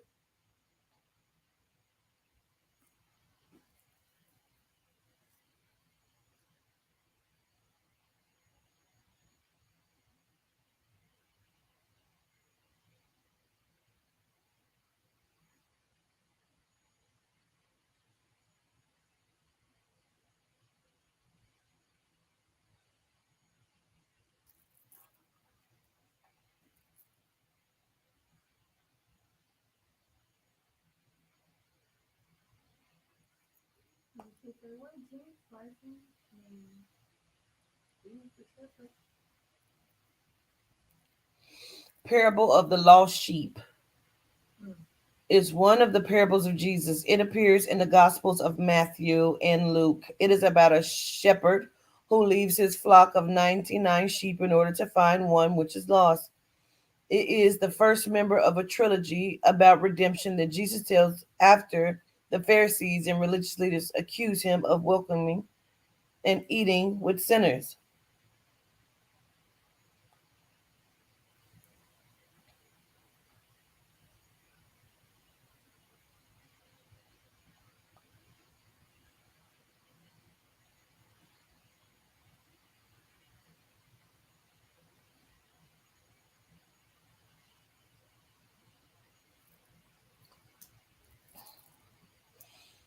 What does the Bible say about sheep? Psalm 103. Know that the Lord, He is God. It is He who made us, and we are His. We are His people and the sheep of His pasture. The sheeple. So the sheeple.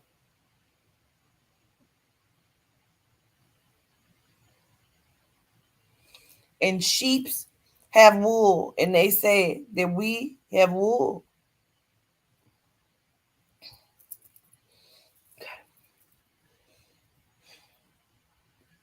That Jacob, okay. And it came to pass when Jacob saw Rachel, the daughter of Laban, his mother's brother, and the sheep of Laban, his mother's brother, that Jacob went near and rolled the stone from the well's mouth and watered the flock of Laban, his mother's brother. Nah, we talking about goddamn sheep. I don't understand this. And Jacob kissed Rachel and lifted up his voice and wept. How did we get there? Wait. How the fuck did we get there? He was just watering sheep. Then became a rapist? What the fuck are we saying? And then he lifted his voice and cried. And Jacob told Rachel that he was her father's brother. How old is Rachel? Like 10? What the fuck are we talking about? So he kissed her and then started crying and said, fuck! I'm your uncle. That's what they said, man. And Jacob kissed Rachel and lifted up his voice and wept. And Jacob told Rachel that he was her father's brother and that he was Rebecca's son. And she ran and told her father. What the fuck is happening? And it came to pass when Laban heard the tidings of Jacob, his sister's son,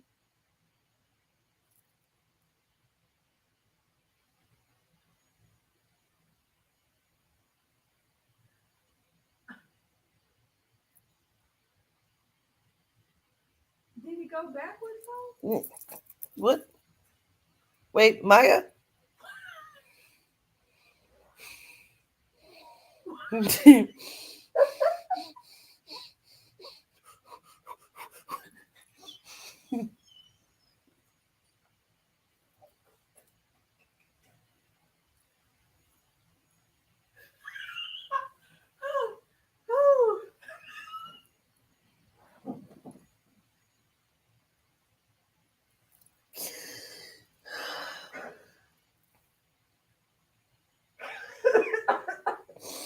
And it came to pass when Jacob saw Rachel, the daughter of Laban, his mother's brother.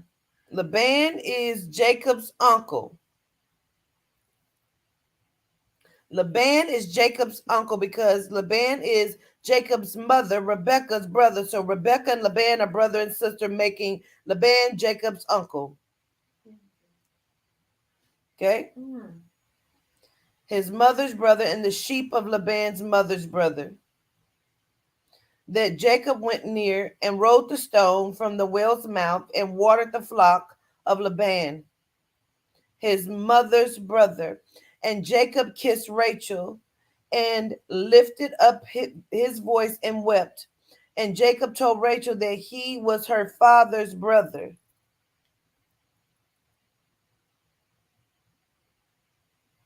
In Hebrew baby names, the meaning of the name Laban is white. Hey.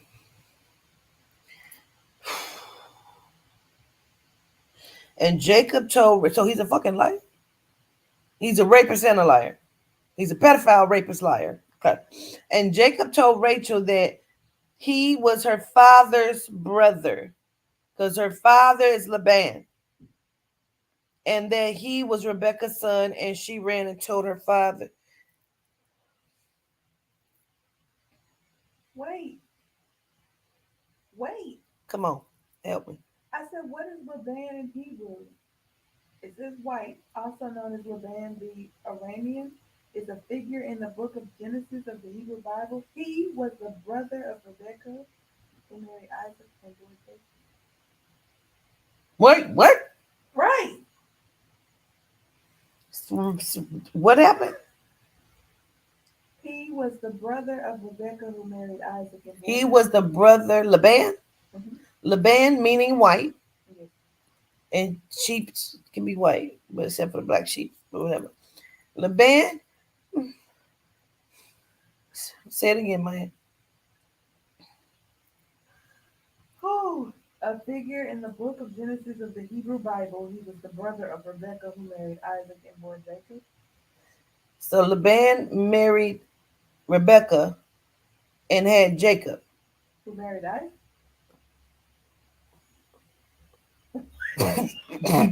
You said Jacob married Isaac?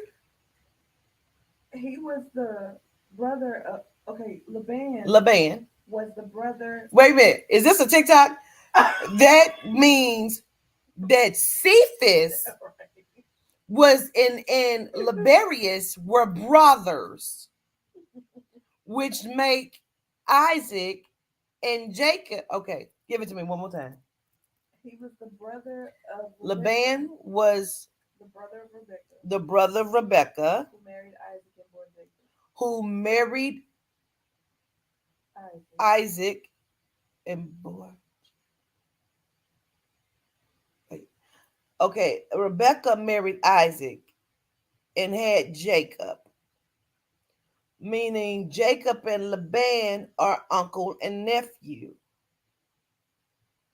But here, and Jacob kissed Rachel and lifted up his voice and wept. And Jacob told Rachel that he was her father's brother. But he's not.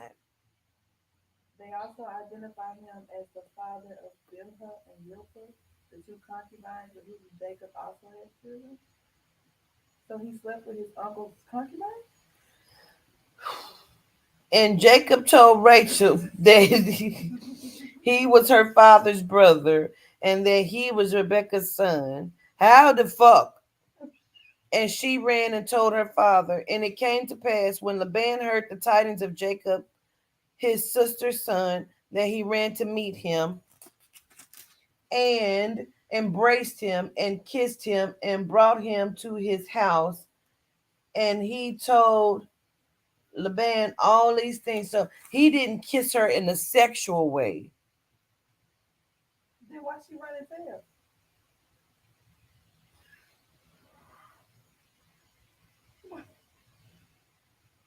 He had to, because How did he know if he was long and lost How did he know that Rachel was Laban's? And why is he watering? And how does she not know who the fuck he was? Because they're half sheep and half people.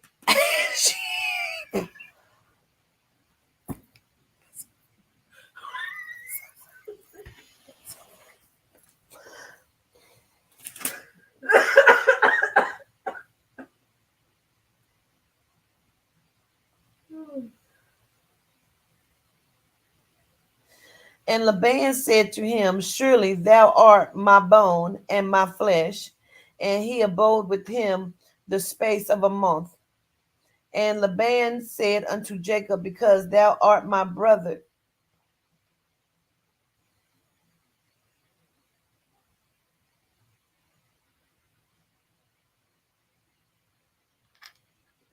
And Laban said unto Jacob, because thou art my brother, shouldest thou therefore serve me for naught? Tell me, what shall thy swag wages, but wait, what shall that thy wages be?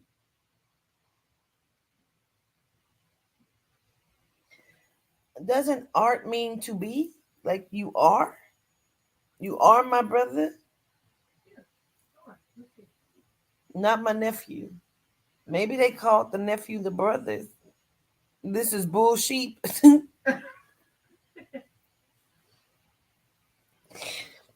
Yeah. It's correct. You're correct. And Laban had two daughters. The name of the elder was Leah, and the name of the younger was Rachel. Leah was tender eyed. That means she was hurt. That bitch was ugly. But Rachel was beautiful Oh, and shit. well favored. Mm. So he kissed her. He kissed her, kissed her. Yeah. And Jacob loved Rachel and said, I will serve thee 7 years for Rachel, thy younger daughter.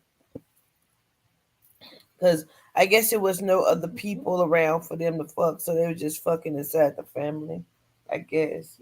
Because it was only Adam and Eve and maybe Steve and Seth and Cain. There was a lot of dicks, not much pussies.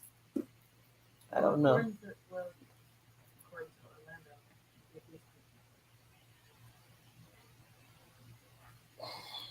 And here. And Laban said, it is better that I give her to thee than I should give her to another man. Abide with me. And Jacob served 7 years. So he was pimping the fuck out of his daughters. So you gonna work for me and you can fuck them and marry her possibly. I'm a pimp her out to you. I told you some pimp shit going on.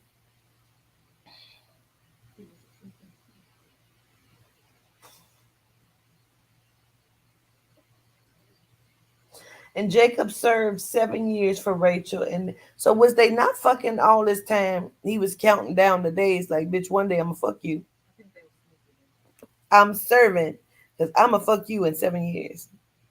Watch me work. And they seemed unto him but a few days for the love he had to her.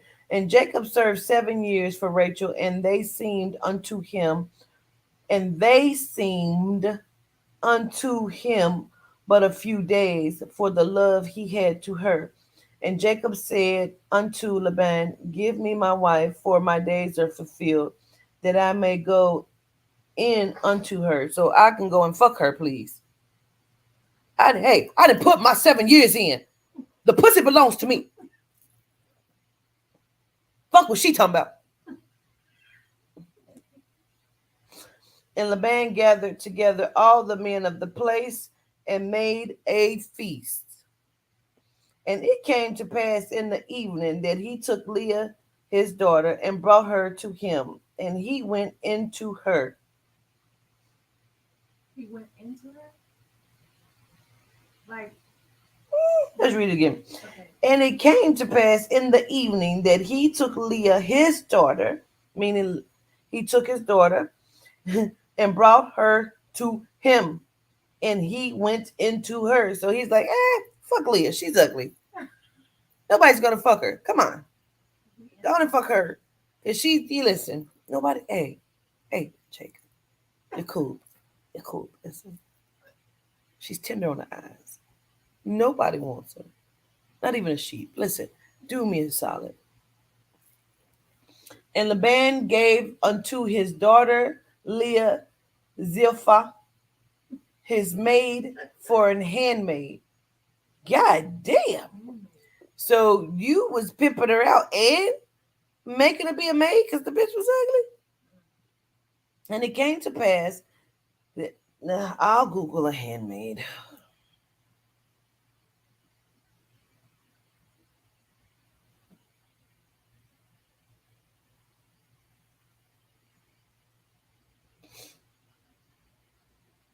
Bible term handmaid is applied to a female servant who serves for her mistress, as in the case of Hagar being described as Sarai's handmaid, Zilpah being Leah's handmaid, and Bilhah as Rachel's handmaid. Okay, so let's read this again.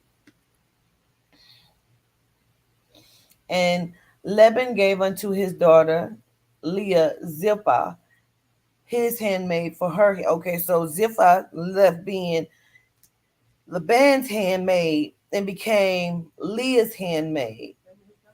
And it came to pass that in the morning, behold, it was Leah. And he said to Laban, what is this thou hast done unto me?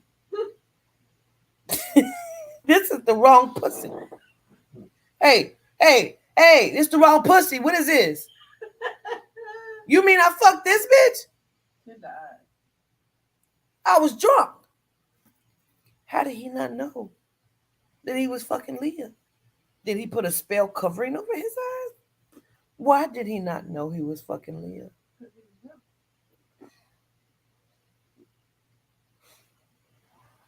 And he said to Laban, what is this thou hast done unto me? Did not I serve you for thee, for Rachel? Wherefore then hast thou beguiled me? And Laban said, it must not be so done in our country to give the younger before the firstborn. So he wasn't gonna tell him that. Them was titties. So he wasn't gonna tell him. He just promised him. So they all fucking liars. Jacob is a liar. Now they lying to each other, keep saying this they brother. They play brothers. They probably play brothers, ain't they? To get the bitches, but the bitches happen to be his daughter. Don't worry about it. It's little murder and big teeth and big teeth.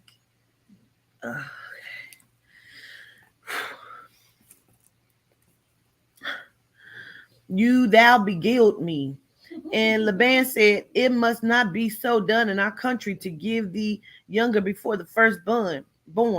Fulfill her week, and we will give thee this also for the service which thou shalt serve me yet 7 other years. Fulfill her week. Week. And we will give thee this also for the service.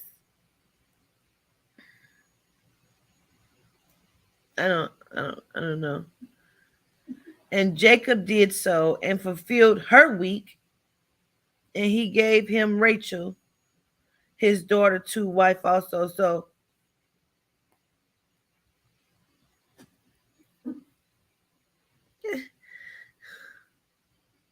I'm troubled.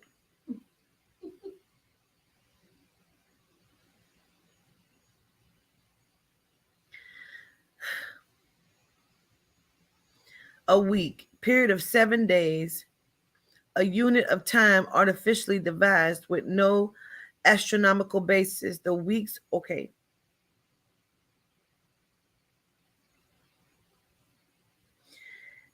But in 20, it said Jacob served 7 years. Okay. Then in 27, it said fulfill her week, meaning 7 days, as it says in the Bible. But devised with no astronomical basis. And we will give thee this also for the service. But give them what? Give him what? Because then it says, which thou shalt serve me yet another 7 years. So he gave 7 years initially for Rachel. yes, But and got he the tricked seed him. and gave him Leah, and then he gave him another 7 years to get Rachel again. So you can fuck Rachel. You work for another week, and I'm gone. That's a week's worth of pay for pussy. You can fuck her, but you can't marry her for another 7 years. That's pimp shit. And Jacob did. She probably had some good pussy. He waited 7 years after fucking her after a week, which they was already probably fucking, and fulfilled her week, and he gave him Rachel, his daughter, to wife also. And Laban gave to Rachel his daughter Bilhah, his handmaid, to be her handmaid. So Jacob has all the pussy. Got all the hoes.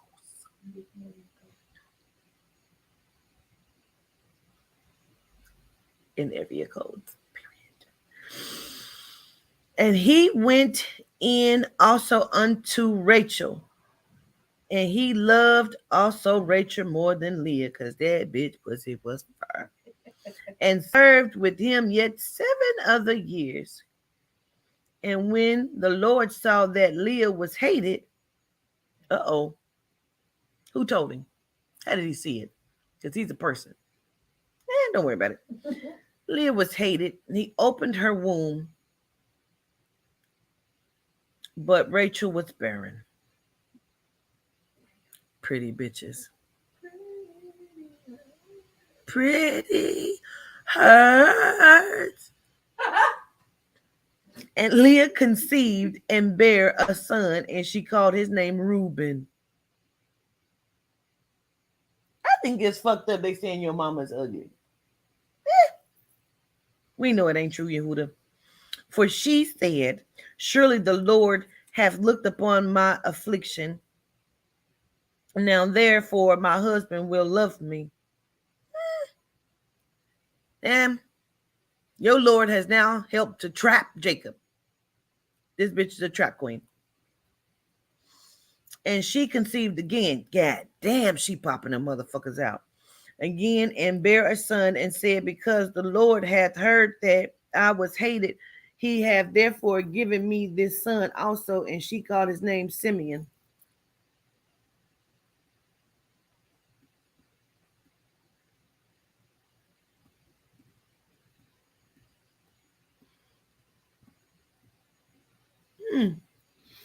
And she conceived again and bare a son, and now said, now this time will my husband be joined unto me, because I have borne him 3 sons. Therefore was his name called Levi. And she conceived again. God damn. He don't like her, but he fucking the shit out of her. That's all I know. And she's hoping with every baby. I know project bitches like this. She's hoping with every baby that he gonna get her and love her, not the bitches that he fuck in the studio. He love me, I know he do. We got kids. We just got problems. She probably was talking to Zephyr like that too. Zephyr Beach. Like, cause who she talking to? Like, I done gave this nigga like 3 kids, like for real. Now pregnant with number 4. We got to. And she don't know where in the womb Zilpah is, because one eye goes this way, one eye goes that way. Because she is tender-eyed. And she conceived again and bare a son.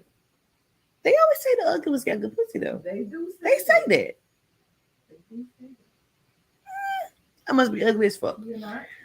And now will I praise the Lord. Let's read that again. 35, please.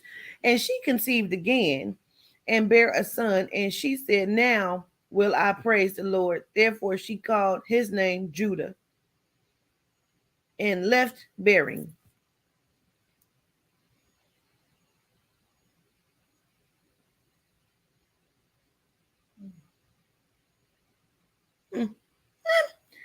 And she conceived again and bare another son. And she said, now will I praise the Lord. So she praised the Lord. Because she praised the Lord, she called him Judah. What the fuck they got to do with that?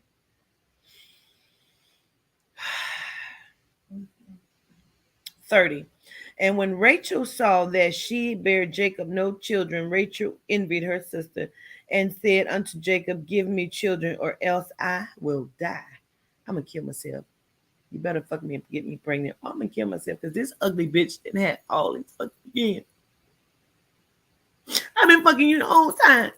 We've been fucking for 14 years. It's just about awful. 20 now because this bitch didn't have 4 kids.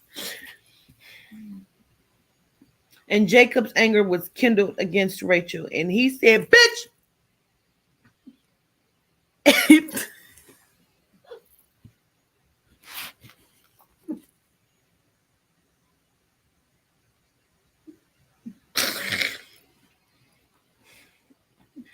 And Jacob's anger was kindled against Rachel. And he said, bitch! Am I in God's stead? Who hath withheld from thee the fruit of your womb? It's not my motherfucking fault, bitch. You can't get pregnant. Bitch, you barren. And she said, behold, my maid Bilhah, go into her. You better go fuck this bitch and get her pregnant. Somebody better give me a fucking baby, bitch. I don't give a fuck. This ugly bitch keep having. This is the story of Beyonce and Kim Kardashian.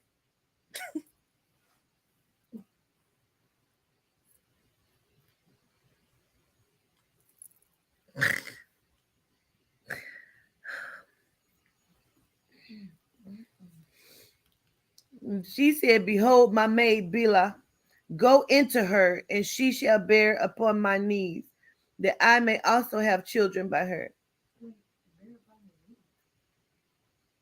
So she got on her knees? She bent over and let him go in there? Good take on that. Good take. So she said, fuck her from the back. So you got to look at her? So, or is she eating her pussy? Is this a threesome? I'm liking where this is going.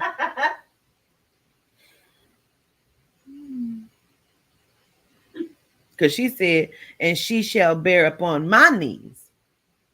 So you under her. So y'all 69 right now. That I may also have children by her. Rachel's a motherfucking man? Is that why she married? I'm confused. So Rachel is a transgender? Listen. And she said, behold, my maid Bilhah, go in unto her, and she shall bear upon my knees, that I may also have children by her. So if she gonna me and you gonna fuck her together, so I could also say this is my babe. I don't know. So she's a hermaphrodite? I don't know. I don't know how it So works. she's a pussy and a dick? I don't know how it works, man. I'm getting sad. Like a Miami vampire? Like that? A pucker dick? A pucker pig? A pucker pig?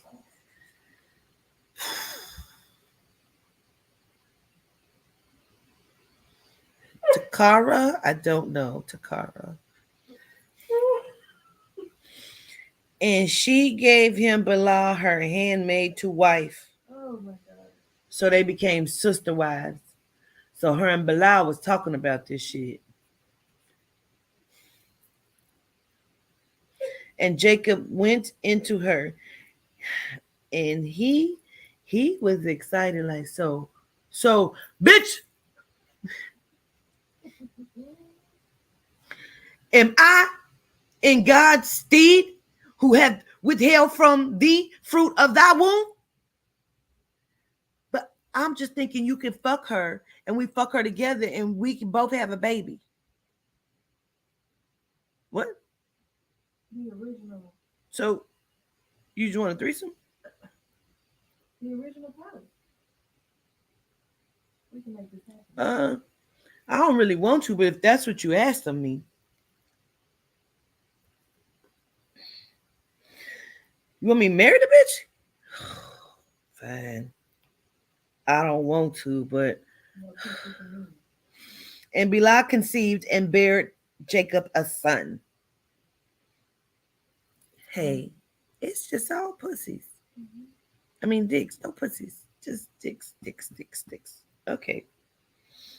And Rachel said, God hath judged me and hath also heard my voice and hath given me a son. Rachel, that ain't your son, bitch. He said, my name is on the title. It's my son. It's My our name son. stays home. This name stays home.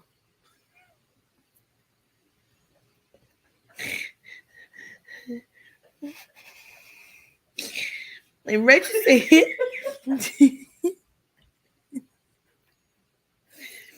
God hath judged me and hath also heard my voice and hath given me a son. Therefore called she, read that again. And Rachel said, God hath judged me and hath also heard my voice.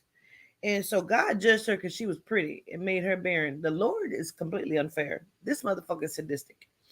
And hath given me a son. Therefore called she his name Dan.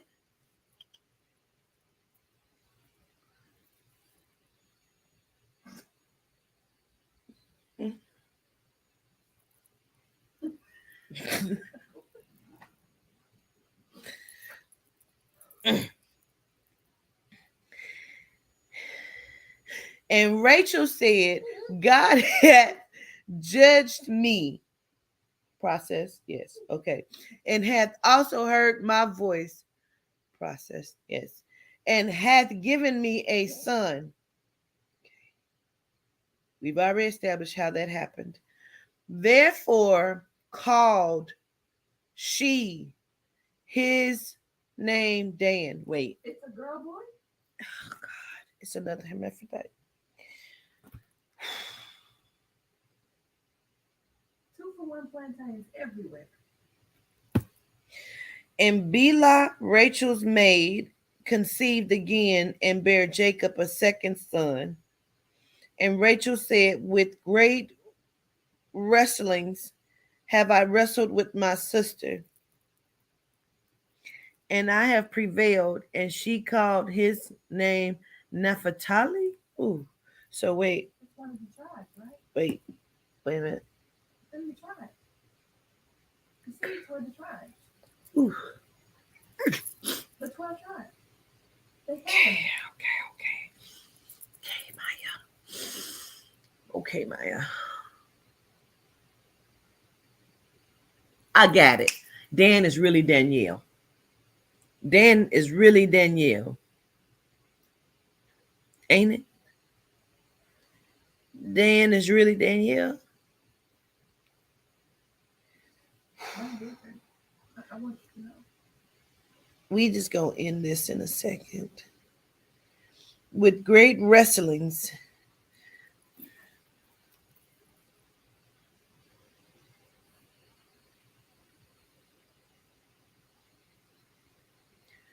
See, because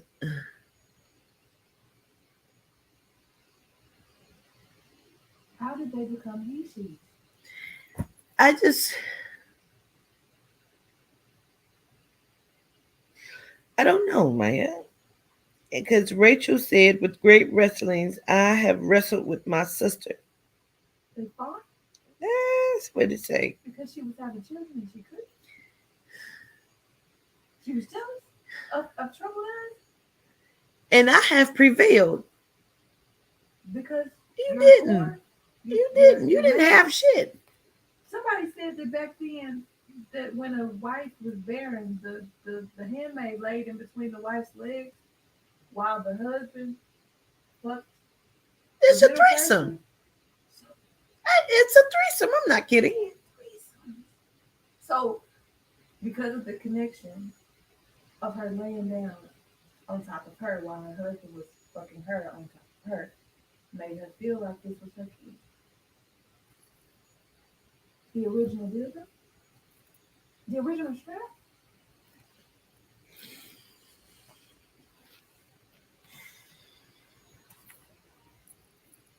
Because it says she his name Dan. She his. There's no break. Giving me a son, therefore called she his name. Oh, she called his name. Okay, she called him by his name. She called his name Dan. Okay, okay, it's a boy, but she named him Dan. Oh, okay, okay. Bring it home, bring it home. And Bela, Rachel's maid, conceived again and bare Jacob a second son. And Rachel said, with great wrestlings, I have wrestled with my sister, and I have prevailed. And she called his name Naphtali.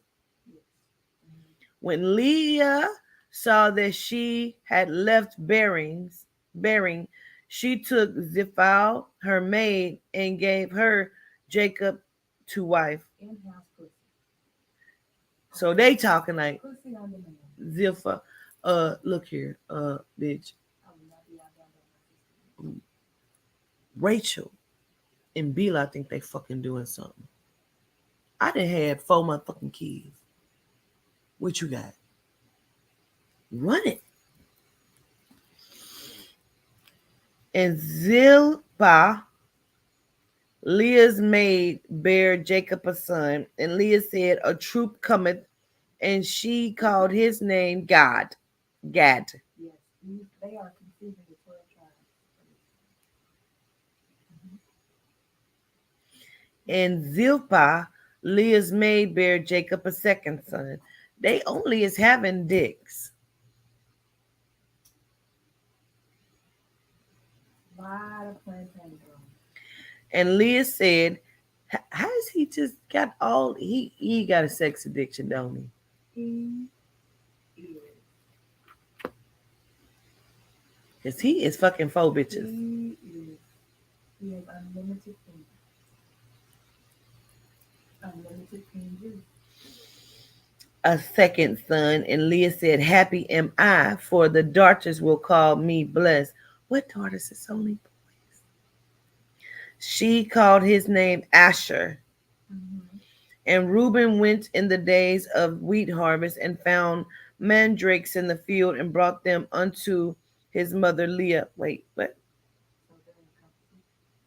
Then Rachel said to Leah, give me, I pray thee, of thy sons mandrakes. And she said unto her, it is a small matter that thou hast taken my husband. Now you want my motherfucking food, bitch? And wouldst thou take away my son's mandrakes also?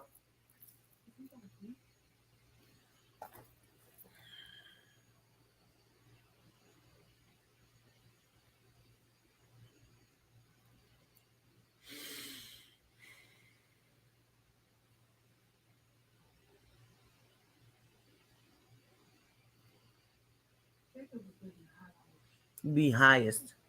He had the toughest job of everybody in the house. To lay dick. He had to give seed on fucking command. On command. Get this bitch pregnant. You gonna take this pussy, man. You gonna get this. Or I'm gonna kill myself. Mandrake is mentioned in the Bible, and its biblical use is generally attributed to its supposed fertility power. So it was like a herb. Give me that, bitch. Give me that. Give me that. I'm trying to get pregnant. Bitch, you done took my husband. That ain't good enough. Now you gonna take my son's mandrakes?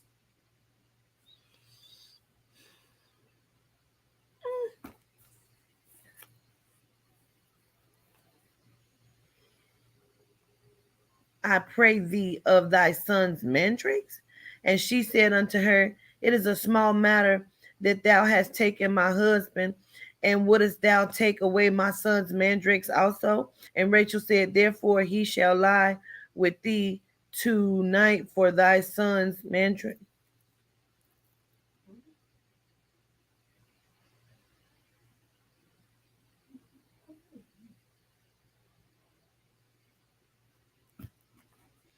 So not only am I going to take your son's mandrakes, I'm fucking your son tonight. I'm giving your son the puss. Okay. And Jacob came out of the field in the evening, and Leah went out to meet him and said, Thou must come in unto me, for surely I have hired thee with my son's mandrakes. And he lay with her that night. And God hearkened unto Leah, and she conceived and bare Jacob the fifth son. And Leah said, God hath given me my hire, because I have given my maiden to my husband. And she called his name Issachar. Mm-hmm.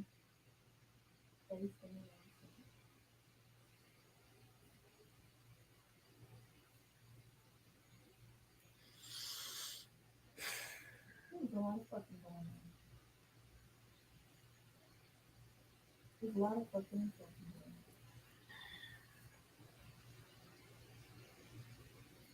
I'm over it. I'm over it. So she feels blessed because I let him have my motherfucking handmaid. That's it. I can't even take no more. We ain't even got to Dina and none of that. I can't take no more.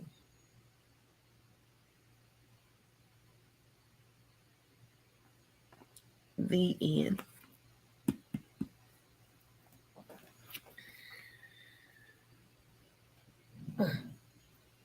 Let me just go on and put that in there.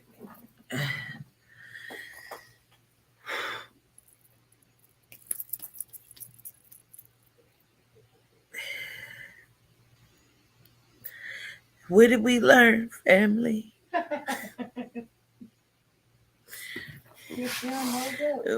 Pimp down, hold pimp down. Hold up. 4 hours and 8 minutes. What did we learn, family? That the Bible is really soft form. Nothing. Hardcore form. Where did Tacoma Hawk go? He was removed. I snatched my wig and eyelashes off so good.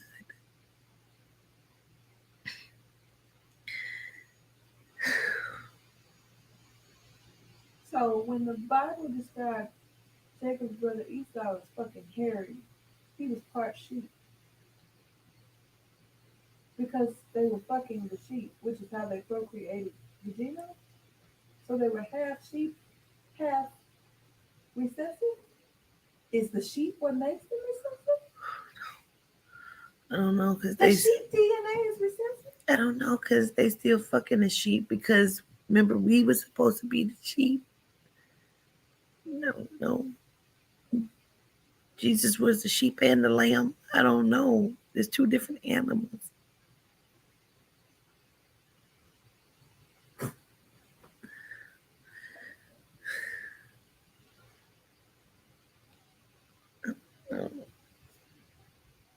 I'm gonna give him some ginger beer. He was so fine.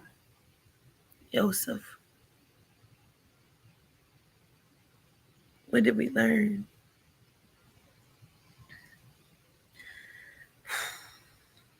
Oh, the Bible is important. Don't make me get my ruler. What did we learn? Come here. You've been in Bible study for 4 hours. Come here. What did you learn? Go lay down. I'm going to go lay down. You going to go lay down. Jesus was the sheep and the lamb.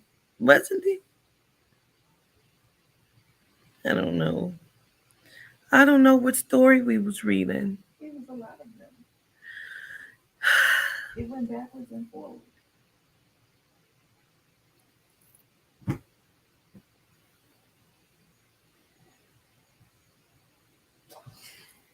And we still don't know how we got here. I learned that my birthday may not actually exist. Mine's either. That was not even in October. I sent you some pictures. Okay.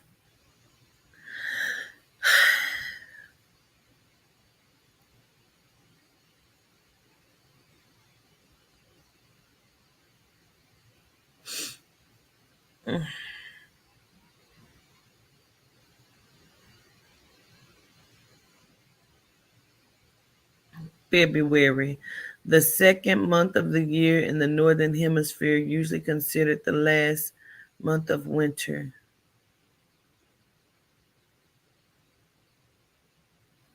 No, spring starts March 21st. February comes from the Latin word februa. They must be from Dallas.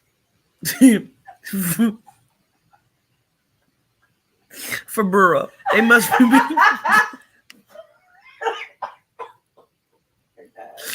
They must be from Dallas, which means to cleanse.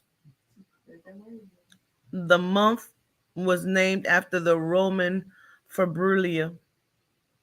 The screen turned black. I saw that. Which was a month-long festival of the Purificat and atonement that took place this time of year.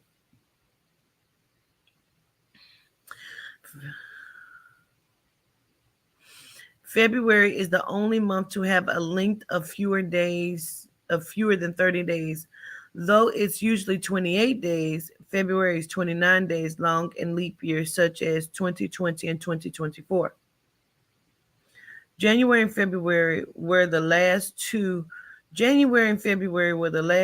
months to be added to the Roman calendar. 713 BC. Originally, winter was considered a month less period. Originally, February was made the last month on the calendar year. Eventually, 450 BC, February was moved to its place as the second month.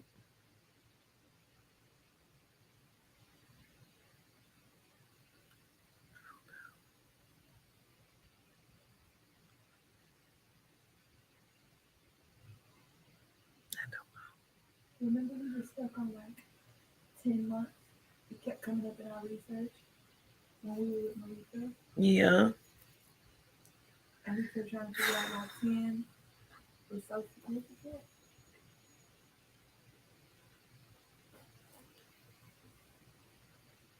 And then one of the celebrities that came through said, pay attention to the camera or something. Joan said, pay attention to the calendar.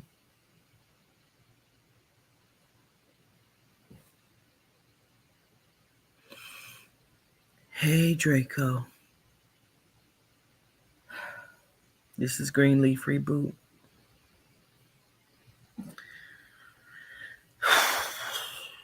Well, that was 4 hours we can't get back. I'm depressed. It's fuck. Depressed as fuck. Even more depressed because I just realized it's 11:27 and everything is closed. I can't get nothing to eat.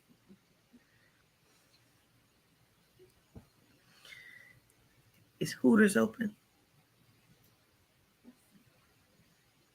Help.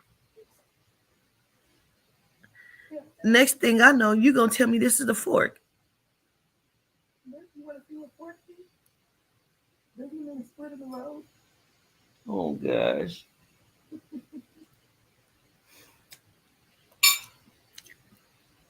That's only at midnight.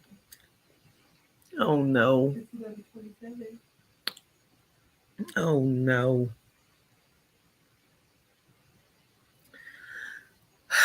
Like 30 minutes. You think if we order it now, they have to give it to us? Or we could just go there. Well, let's fly like the wind. Let's see if we can make it. Okay.